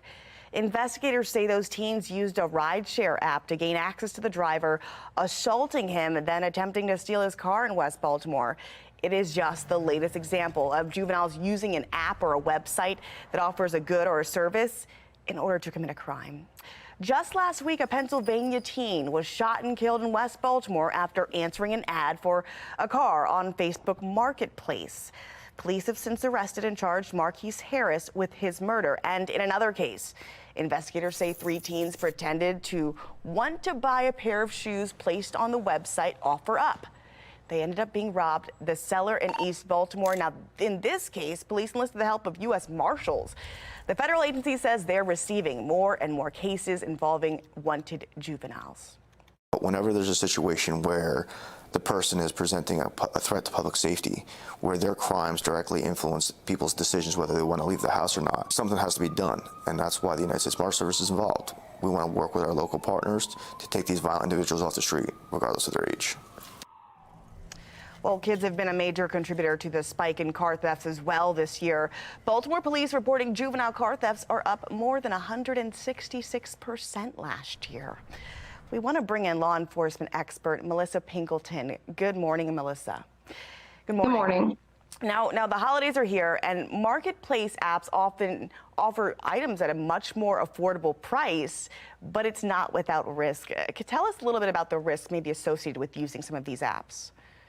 Absolutely. There is a huge risk. And it's ironic because I just made a deal on Facebook Marketplace yesterday, which went well, by the way. Some of the precautions that you can take, because you are meeting a stranger. Someone lists something online, you don't know them, you go on the platform and you agree to meet. So some of the precautions that I take when there's an item of interest that I like is I always use we. We will be there to pick you up. Whether I'm going alone or not, you always want to put in, we will be there to pick up. You always want to pick a highly populated, frequented public place, where everybody is there, people are there in the parking lot, and you always want to ask also, what kind of a vehicle will you be in? So that way you know what you're looking for. And I think a lot of these things and a lot of this can be prevented just by doing minor things like that. Pretending that you're going with somebody else, asking specifically where you're going to be, what are you driving in? And if you get there and something doesn't feel right, then you need to trust that and don't explain it away. If your stomach is, your gut, your intuition is telling you it's not right, it's not right. And you don't need to be able to articulate why it's not right, but you need to trust that and follow through with it and pull off and maybe send a message and say, you know what, sorry, had a family emergency. We can rearrange this later.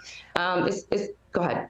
I'm just curious, why do you think that criminals are using this as a ploy? We've also seen more juveniles using this as a ploy to really attract that person in and then take advantage of the situation. Why do you think apps like these open the gateway for that to be possible? Because it's such easy access, and with teens who are on their phones all the time, and adults are too, but it's easy for them because they know that they're not having an on-phone conversation. They're not having any kind of a place where they have to go like to a car lot to purchase because it's being done through the app. There's such little human contact over the apps. It is very easy to pretend to be somebody else. It's very easy to be anonymous. It's also very easy to pull a picture from Google, post it as your profile picture and pretend to be somebody else.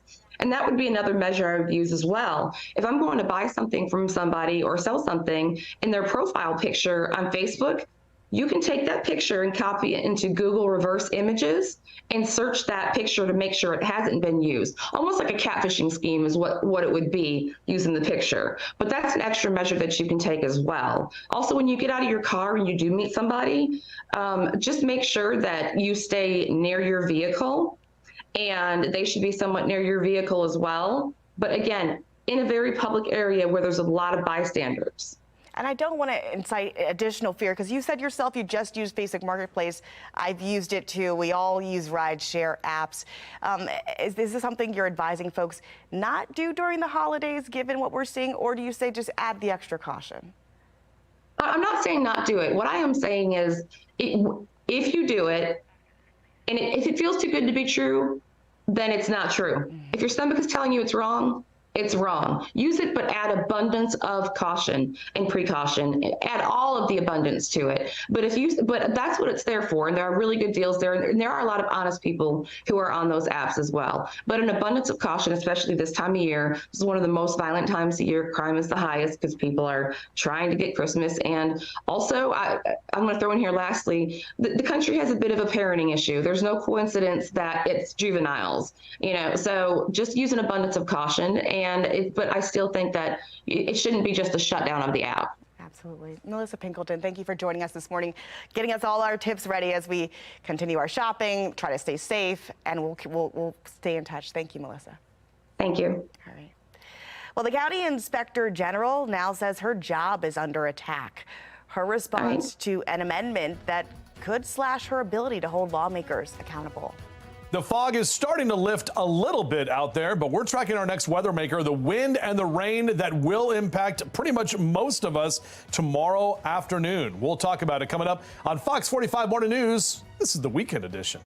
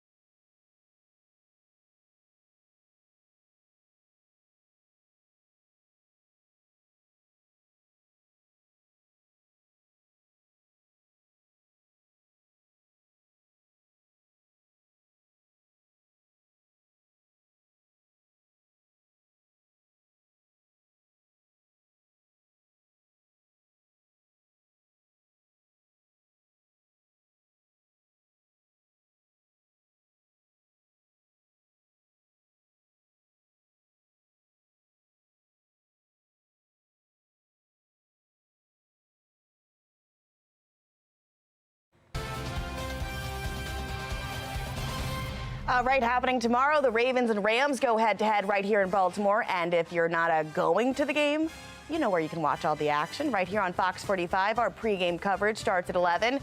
Kickoff follows that at 1 p.m. Keep in mind, this is the Ravens' first game in 2 weeks, since last week was a bye week. And then after this weekend, the Ravens are heading to Jacksonville for the Jaguars game that's happening on December 17th. 8:20 p.m. is kickoff. Christmas Day, they'll be in San Fran taking on the 49ers with kickoff scheduled for 8:15 just after your Christmas dinner. And then finish out your 2023 with the Ravens here at home at the Bank playing the Miami Dolphins. That game begins at 1 p.m. Well, the Rams are coming to Baltimore, and so is the rain, so is the wind, even though our birds still got it. Meteorologist Dustin Chambers lets us know how much of an impact the weather will have on the game in his full weather authority forecast. A regular befriends his local waitress only to later attack her.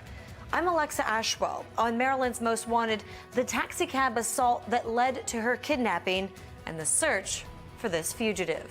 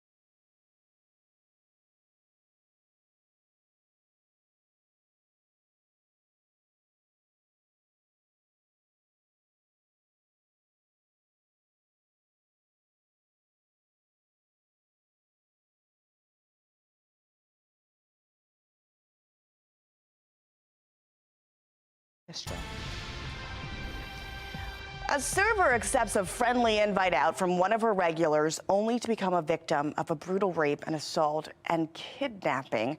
Here's Alexa Ashwell with Maryland's Most Wanted. It was supposed to be a fun night out, but investigators say things took a violent turn when this man, identified as Carlos Flores Matute, attacked a waitress he was sharing a taxi with, then later raped her. That was nearly a year and a half ago, and now the U.S. Marshals Service needs your help tracking him down. July 10th, 2022, Prince George's County. A local waitress is invited out for drinks by one of her regulars. He was a regular at her establishment. The waitress agrees, and according to investigators, meets the man identified as 20-year-old Carlos Flores Matute at Leslie's Grill in Riverdale. The night is going well, and by closing time, investigators say Flores Matute had offered to help the woman get home. At the end of the night, he convinced her to share a taxi. The claim was that he would be a gentleman and he would pay for the taxi to drop him off at his residence and then continue on to drop her off at her residence. The two get into a taxi and begin the nearly 4-mile, 15-minute ride to their first stop, Flores Matute's home here in Hyattsville. Little did the woman know it would be her only stop. So when they pulled up to his residence, things changed. Investigators say Flores Matute grabs the woman by her hair and drags her out of the taxi into the back of his house.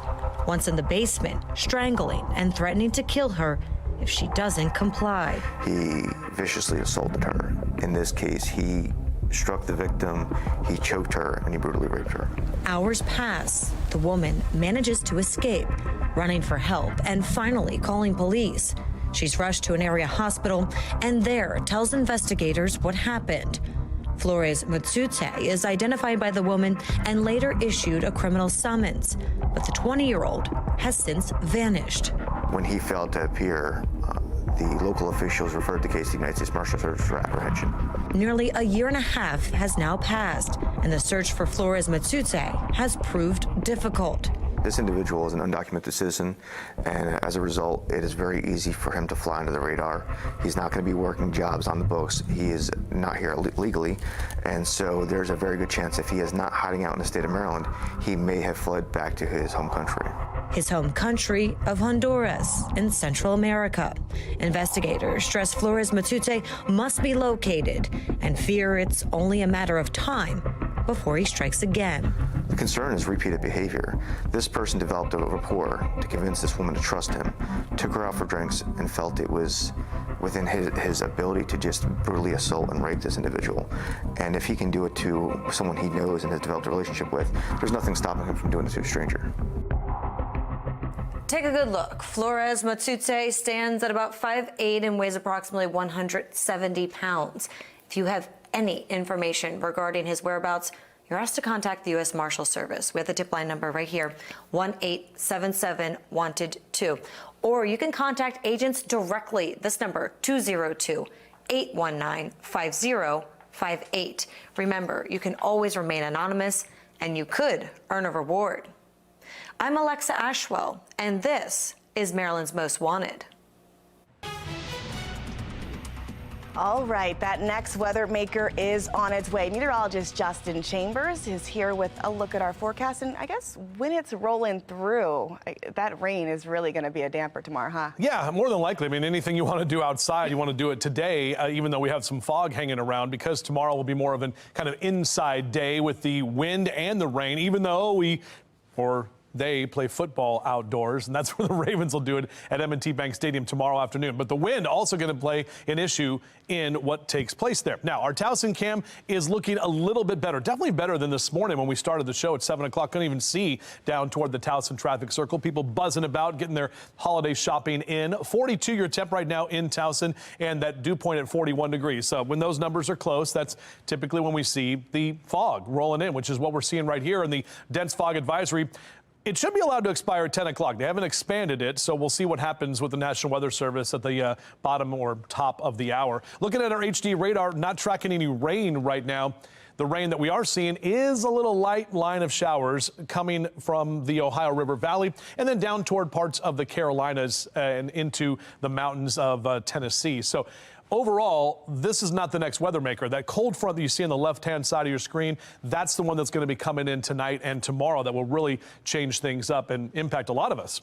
This is our hourly future scan. You are going to see a southerly flow here, a mix of clouds and sun through the day today, and overall mild conditions. And even tomorrow, it's going to be warmer with more of that warmer air surging out ahead of that cold front. This is about 10 o'clock on your Sunday morning, starting to see some light to moderate rain. And then right around game time, 1 p.m., look how the wind picks up, and the moderate rain is going to be right over the top of us here as well. A little bit of a break in that 4 and 5 o'clock hour tomorrow afternoon, and then tomorrow night, another round. That's going to be the heavier rain that will come through and potentially give us some minor flooding impacts. Even early Monday morning, some of the models do want to mix some of that rain in with some colder air, meaning we could have a little bit of a messy commute come Monday morning. Here's a look at our future scan in terms of rainfall totals. Look at these numbers. Most of us will see at least 2 inches, if not more. Some of you could see 2 to 2.5 inches with this rain that's coming in. And that's why we have the flood watch, which is posted for pretty much all of us here across central Maryland, starting tomorrow and will continue through early Monday morning.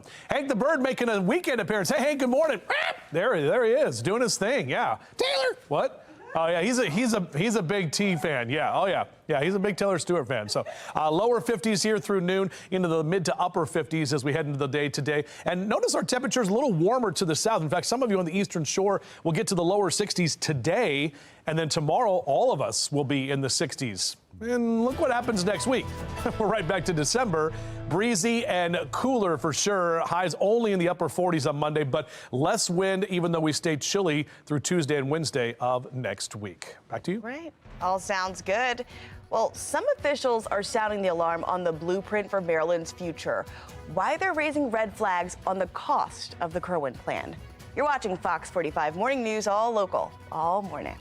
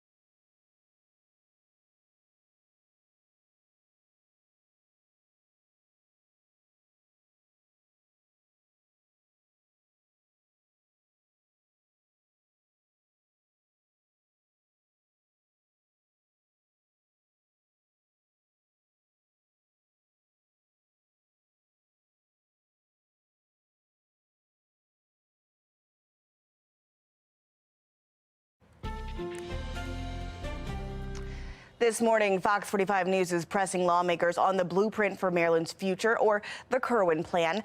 It pumps $30 billion additional tax dollars into schools for the first decade, and then $4 billion each more after that. Now, local jurisdictions say they just don't have the money the state's requiring them to contribute to this plan.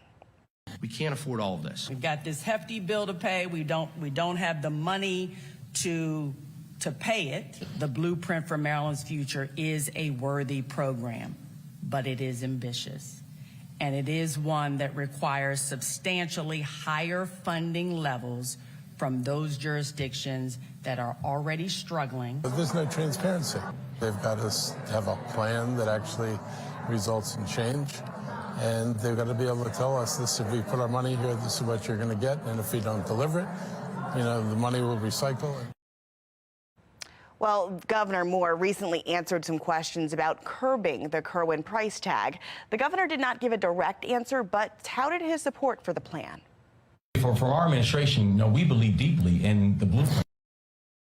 Well, the debate over the Kerwin plan comes as the state faces a budget deficit. A report from the Department of Legislative Services says the state will see a $1.8 billion deficit by the end of this decade. At the end of 2025, it shows the state with a $418 million deficit. By 2026, it grows to over $500 million. 2027, we're looking at $328 million in a budget gap, but then 2028, it jumps to more than $1 billion. Governor Moore was asked if the state will have to turn to taxpayers for additional money. Fox 45 News continues to press lawmakers on the lack of urgency when it comes to juvenile crime. we're taking your concerns directly to your state leaders. You're watching Fox 45 Morning News Weekend Edition, all local, all morning.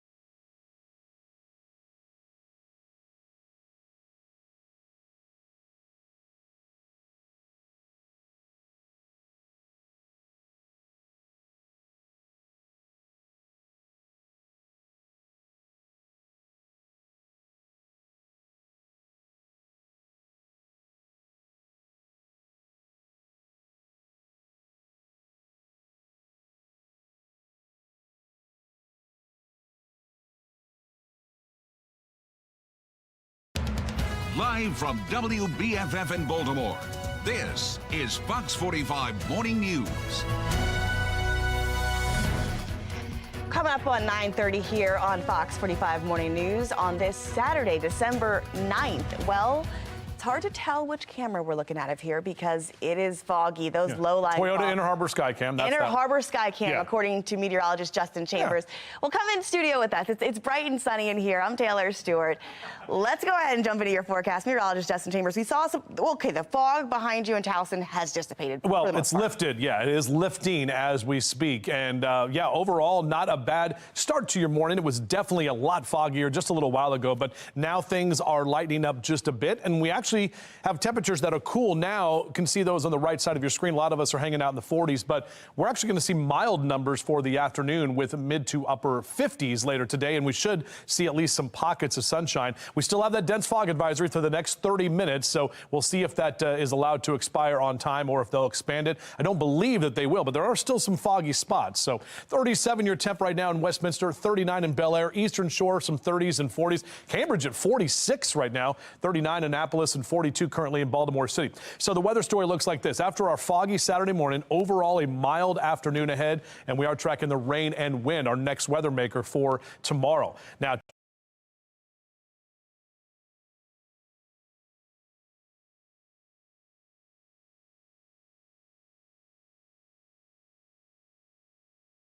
check out the next 3 days. Temps are above average today and tomorrow. I don't even want to move from this, but watch. Whoop. Yeah, look at Monday. Yeah, it's right back to, December. We'll be back into the upper 40s on Monday. So we'll take you through the hour-by-hour forecast, let you know exactly when that rain is going to move in and how much rain we're talking about. Looks like we've got a good soaker coming for tomorrow as well. Taylor. Well, continuing coverage this morning as legislative and local leaders continue to look for ways to fight juvenile crime. Maryland lawmakers gathered in Cambridge to talk about that and some other issues. Our Mackenzie Frost went to the Eastern Shore to ask about their priorities for the next session. This winter meeting is a chance for legislative leaders to hear directly from local leaders about what's going on at home. And one thing is clear, juvenile crime remains a top priority for almost everyone. We think that is key in moving the state forward, It's the winter conference for the Maryland Association of Counties, and in a packed ballroom, juvenile crime top of mind during the legislative forecast. And of course, we are talking about juvenile crime these days. It is not a problem that is localized to one jurisdiction or one region. We know that we're going to have to do something about that in this session. Senate President Pro Tem Malcolm Augustine says there needs to be a framework in place for holding young people accountable. But when asked about specifics after, the Democrats' second in command in the Senate was short on specifics. I think that we want to make sure that the law enforcement and the prosecutors have the tools that they need to hold people who commit crimes accountable. I believe that the legislation that we've passed thus far does provide them with tools, with protections for people at the same time. So we'll make sure we have balance. So if you think that the accountability measures and the tools are there, what's going wrong right now then? Part of, I think, I'm saying we need to strengthen it for sure, okay? What does that look like? What does it look like for us to strengthen some of our measures right now?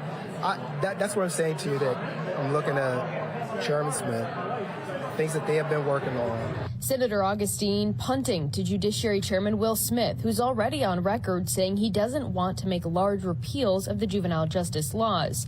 As prosecutors raise red flags about the current juvenile laws, they come in, we can't detain them, they're back in the community the next day. They know that, nothing's really going to happen to them if they keep their crime in a certain limit of types of crime. We all have the same sad song, no matter where we are in the state. the partisan divide on the cause of the juvenile crime increasing is forming. It's been a little point of irritation to me that in 9 years in office, I've never once tried to attribute crime trends to single policy decisions. I think it is. I think that we're seeing this increase in crime from juveniles because they know what the laws are. But for now, these lawmakers who see the issue differently are facing pressure from people at home who are demanding change. Some Democrats here tell me they do realize that the Department of Juvenile Services could be doing more, especially when it comes to kids and guns. But again, there's been a lot of talk, and so far, not a clear plan to move forward. In Cambridge, Mackenzie Frost, Fox 45 News. That brings us to our question of the day. Have lawmakers waited too long to address the juvenile crime crisis? So far, 96% of people who voted say yes. You can head to foxbaltimore.com/vote to weigh in.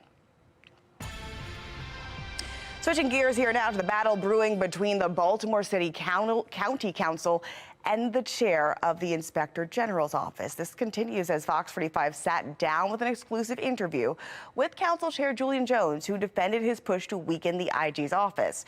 Now, if passed, his policies would limit the watchdog's funding, operation, and ability to publish reports. This morning, legal experts and IG Kelly Madigan are responding. Our Rebecca Pryor has the story.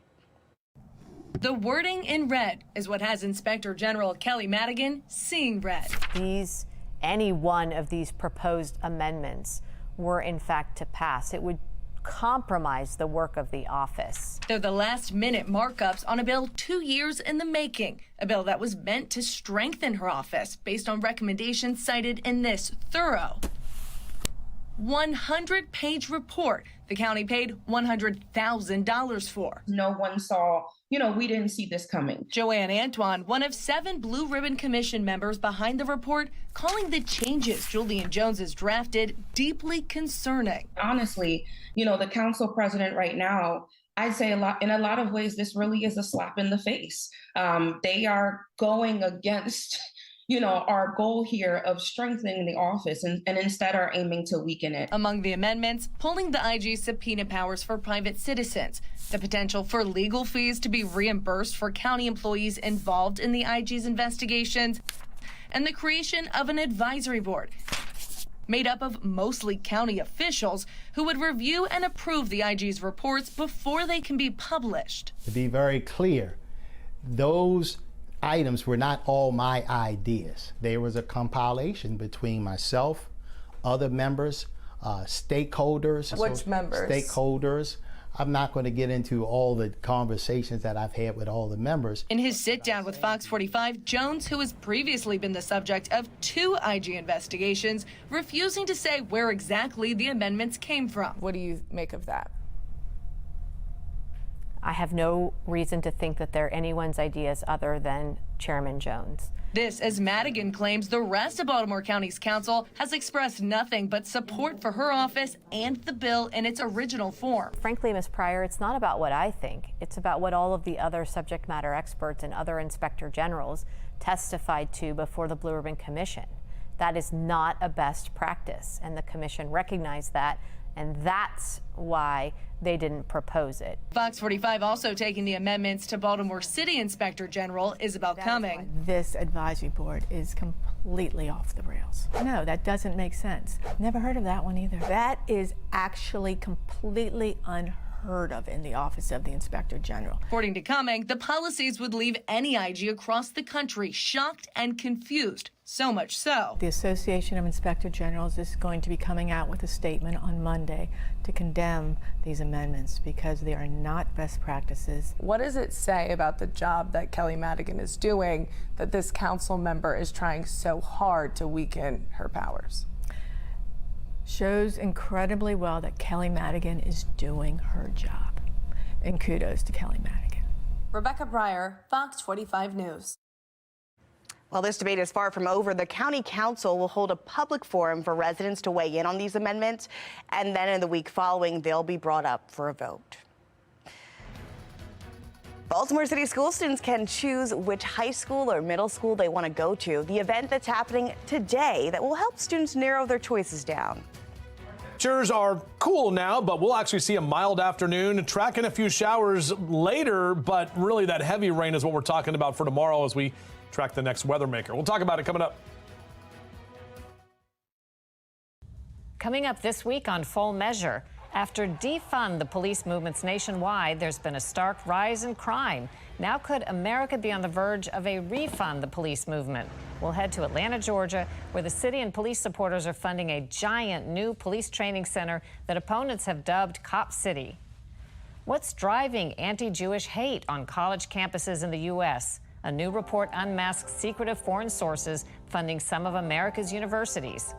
And a little discussed national health emergency, an alarming dip in Americans' life expectancy and a giant rise in excess deaths. What's behind the deadly trends and why aren't our leaders and public health experts addressing them? All this week on Full Measure.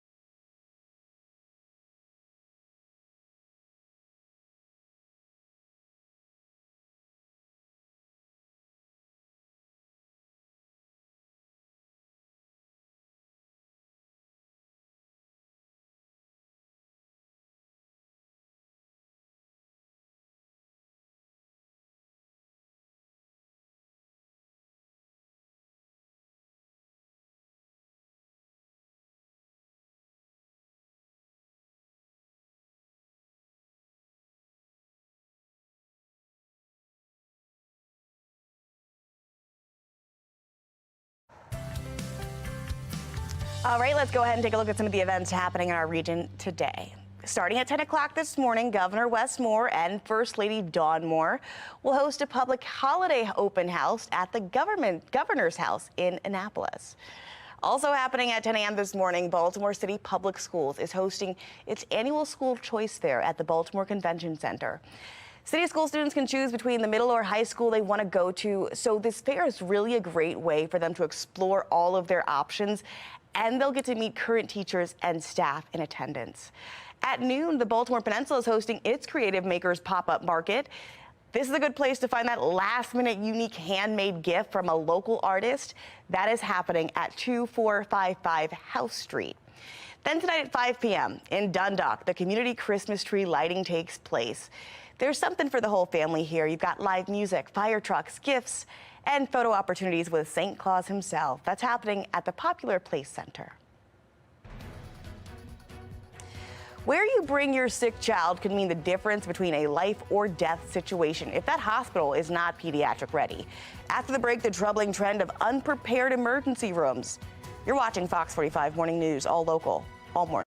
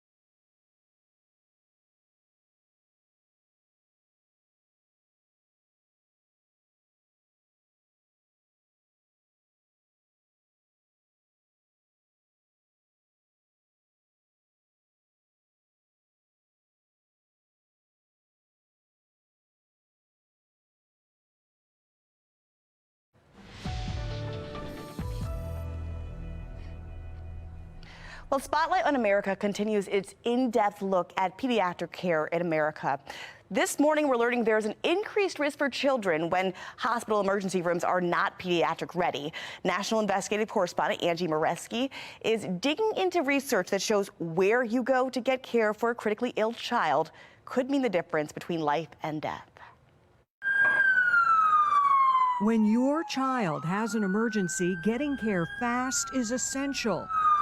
But many parents don't realize the ER they go to might not be prepared to care for kids. The majority of hospitals see fewer than 10 children per day in the emergency department, and that makes it extremely difficult to be able to maintain your pediatric skills. Does that put children at higher risk if you're not experienced in treating children? Absolutely. Dr. Kate Remick is co-director of the National Pediatric Readiness Project, which evaluates emergency departments nationwide. In the latest survey, the median score was just 69 out of 100 for nearly 4,000 hospitals that responded, with a score above 83 considered high readiness. There needs to be a deliberate focus on pediatric care. Otherwise, there's a potential to misstep. Once they're done, then I'll come back up, okay?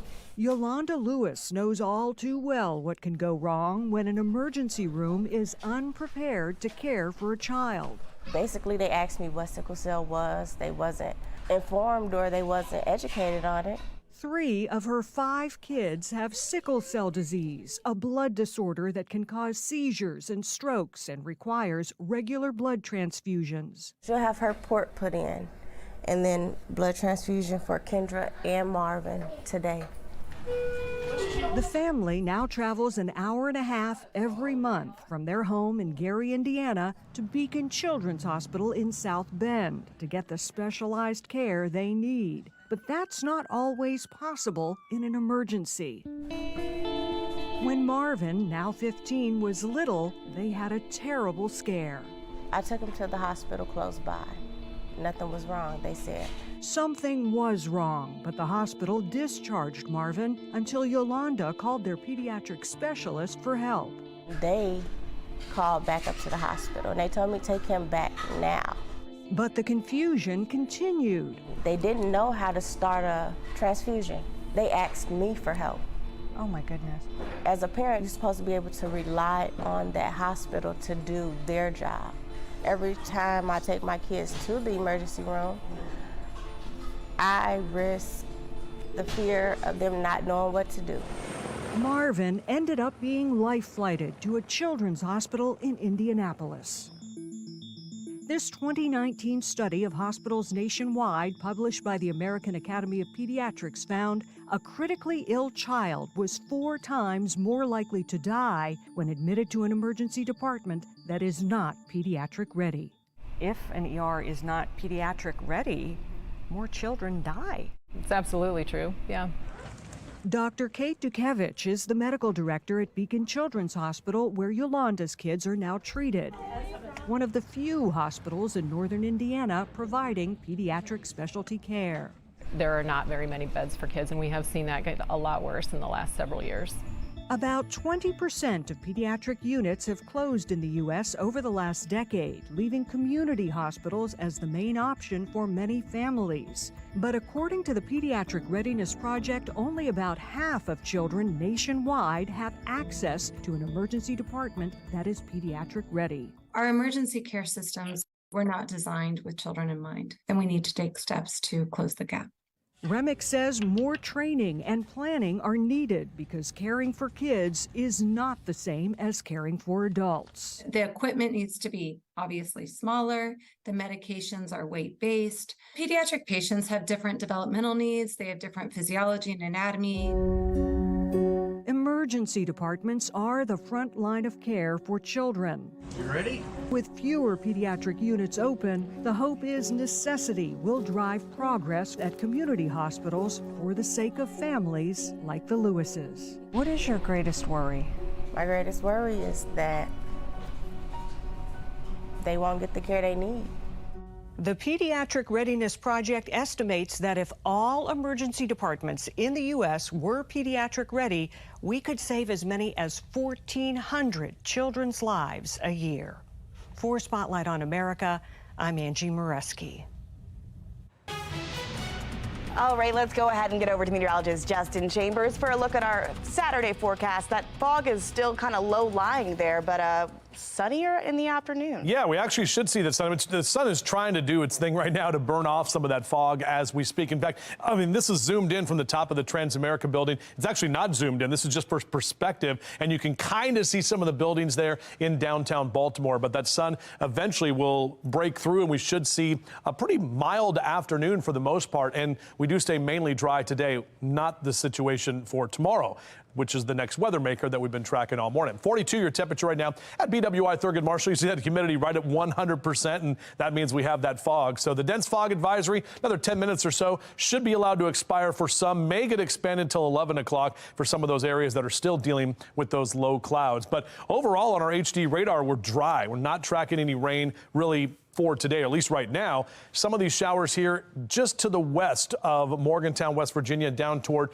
the mountains of Tennessee and North Carolina. A little bit heavier rain there. Just a few light showers here to the west of us for today. But really, that area of low pressure and that associated cold front from Chicago down through St. Louis, that's the next weather maker, and that's the one that's going to be changing up our weather for tomorrow. This is Saturday afternoon on our future scan. About 3 o'clock, we could see a little bit more of that sunshine.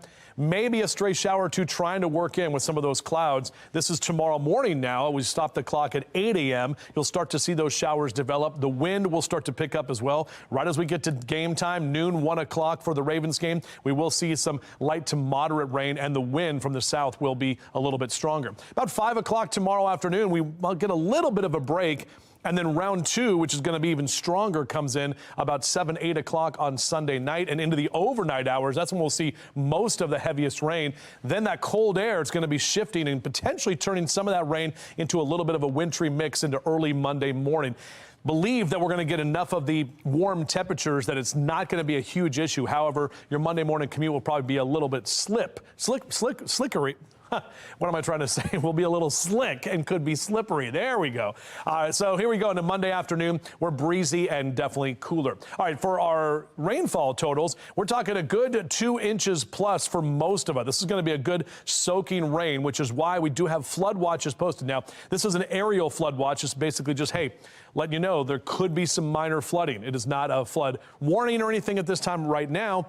That could change tomorrow. So make sure to have that FOX45 mobile weather app. That way you have those push alerts sent right to your phone. Get the golf in today, or what you got to do outside today, because we'll see those temperatures in the low to mid 50s, even some upper 50s. It'll be in the lower 60s tomorrow. We just have to deal with all that rain, and then much colder with the breezy conditions Monday, but drier next week. Stay tuned. We're going to add 3 more days. That means it's the 10-day forecast coming up. Yeah.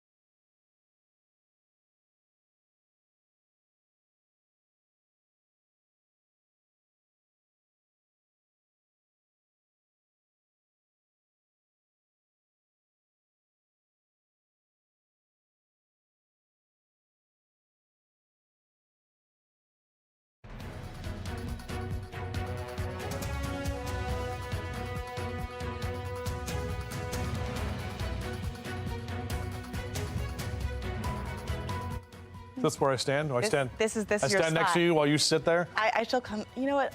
No, I like sitting here and having you stand next to me. Okay, that's fine. That's what we're doing. Yeah, it's improving. I know it doesn't look like that, but that fog is lifting, and we do see some improvement, especially as we head later into the days. 10-day forecast, so 57 today, kind of mild. Even tomorrow, I know we have a lot of rain we've got to get through, but it will be in the lower 60s, so it's not going to be a cold December rain. It will almost feel spring-like, kind of a tropical nature to it, if you will. And then upper 40s on Monday. We'll have a few showers Monday morning. Breezy and colder for sure. Notice those 40s and 50s stay next week, all the way into next weekend. And can you believe it? I mean, we are now, 16 days until Christmas. We're right in the middle of Hanukkah already. I mean, here we go. New Year's is around the corner. Kwanzaa. I just got through my first New Year's resolution. On December 9th? Oh, Taylor. So, we got to rework the plan here. We got to rework the plan. All right. It's all good. Thanks for joining us here on Fox 45 Saturday. We are back on Sunday. Enjoy the rest of your day. Make it meaningful. I'll be back Monday. Yeah, make it meaningful. Do something fun today. Yeah.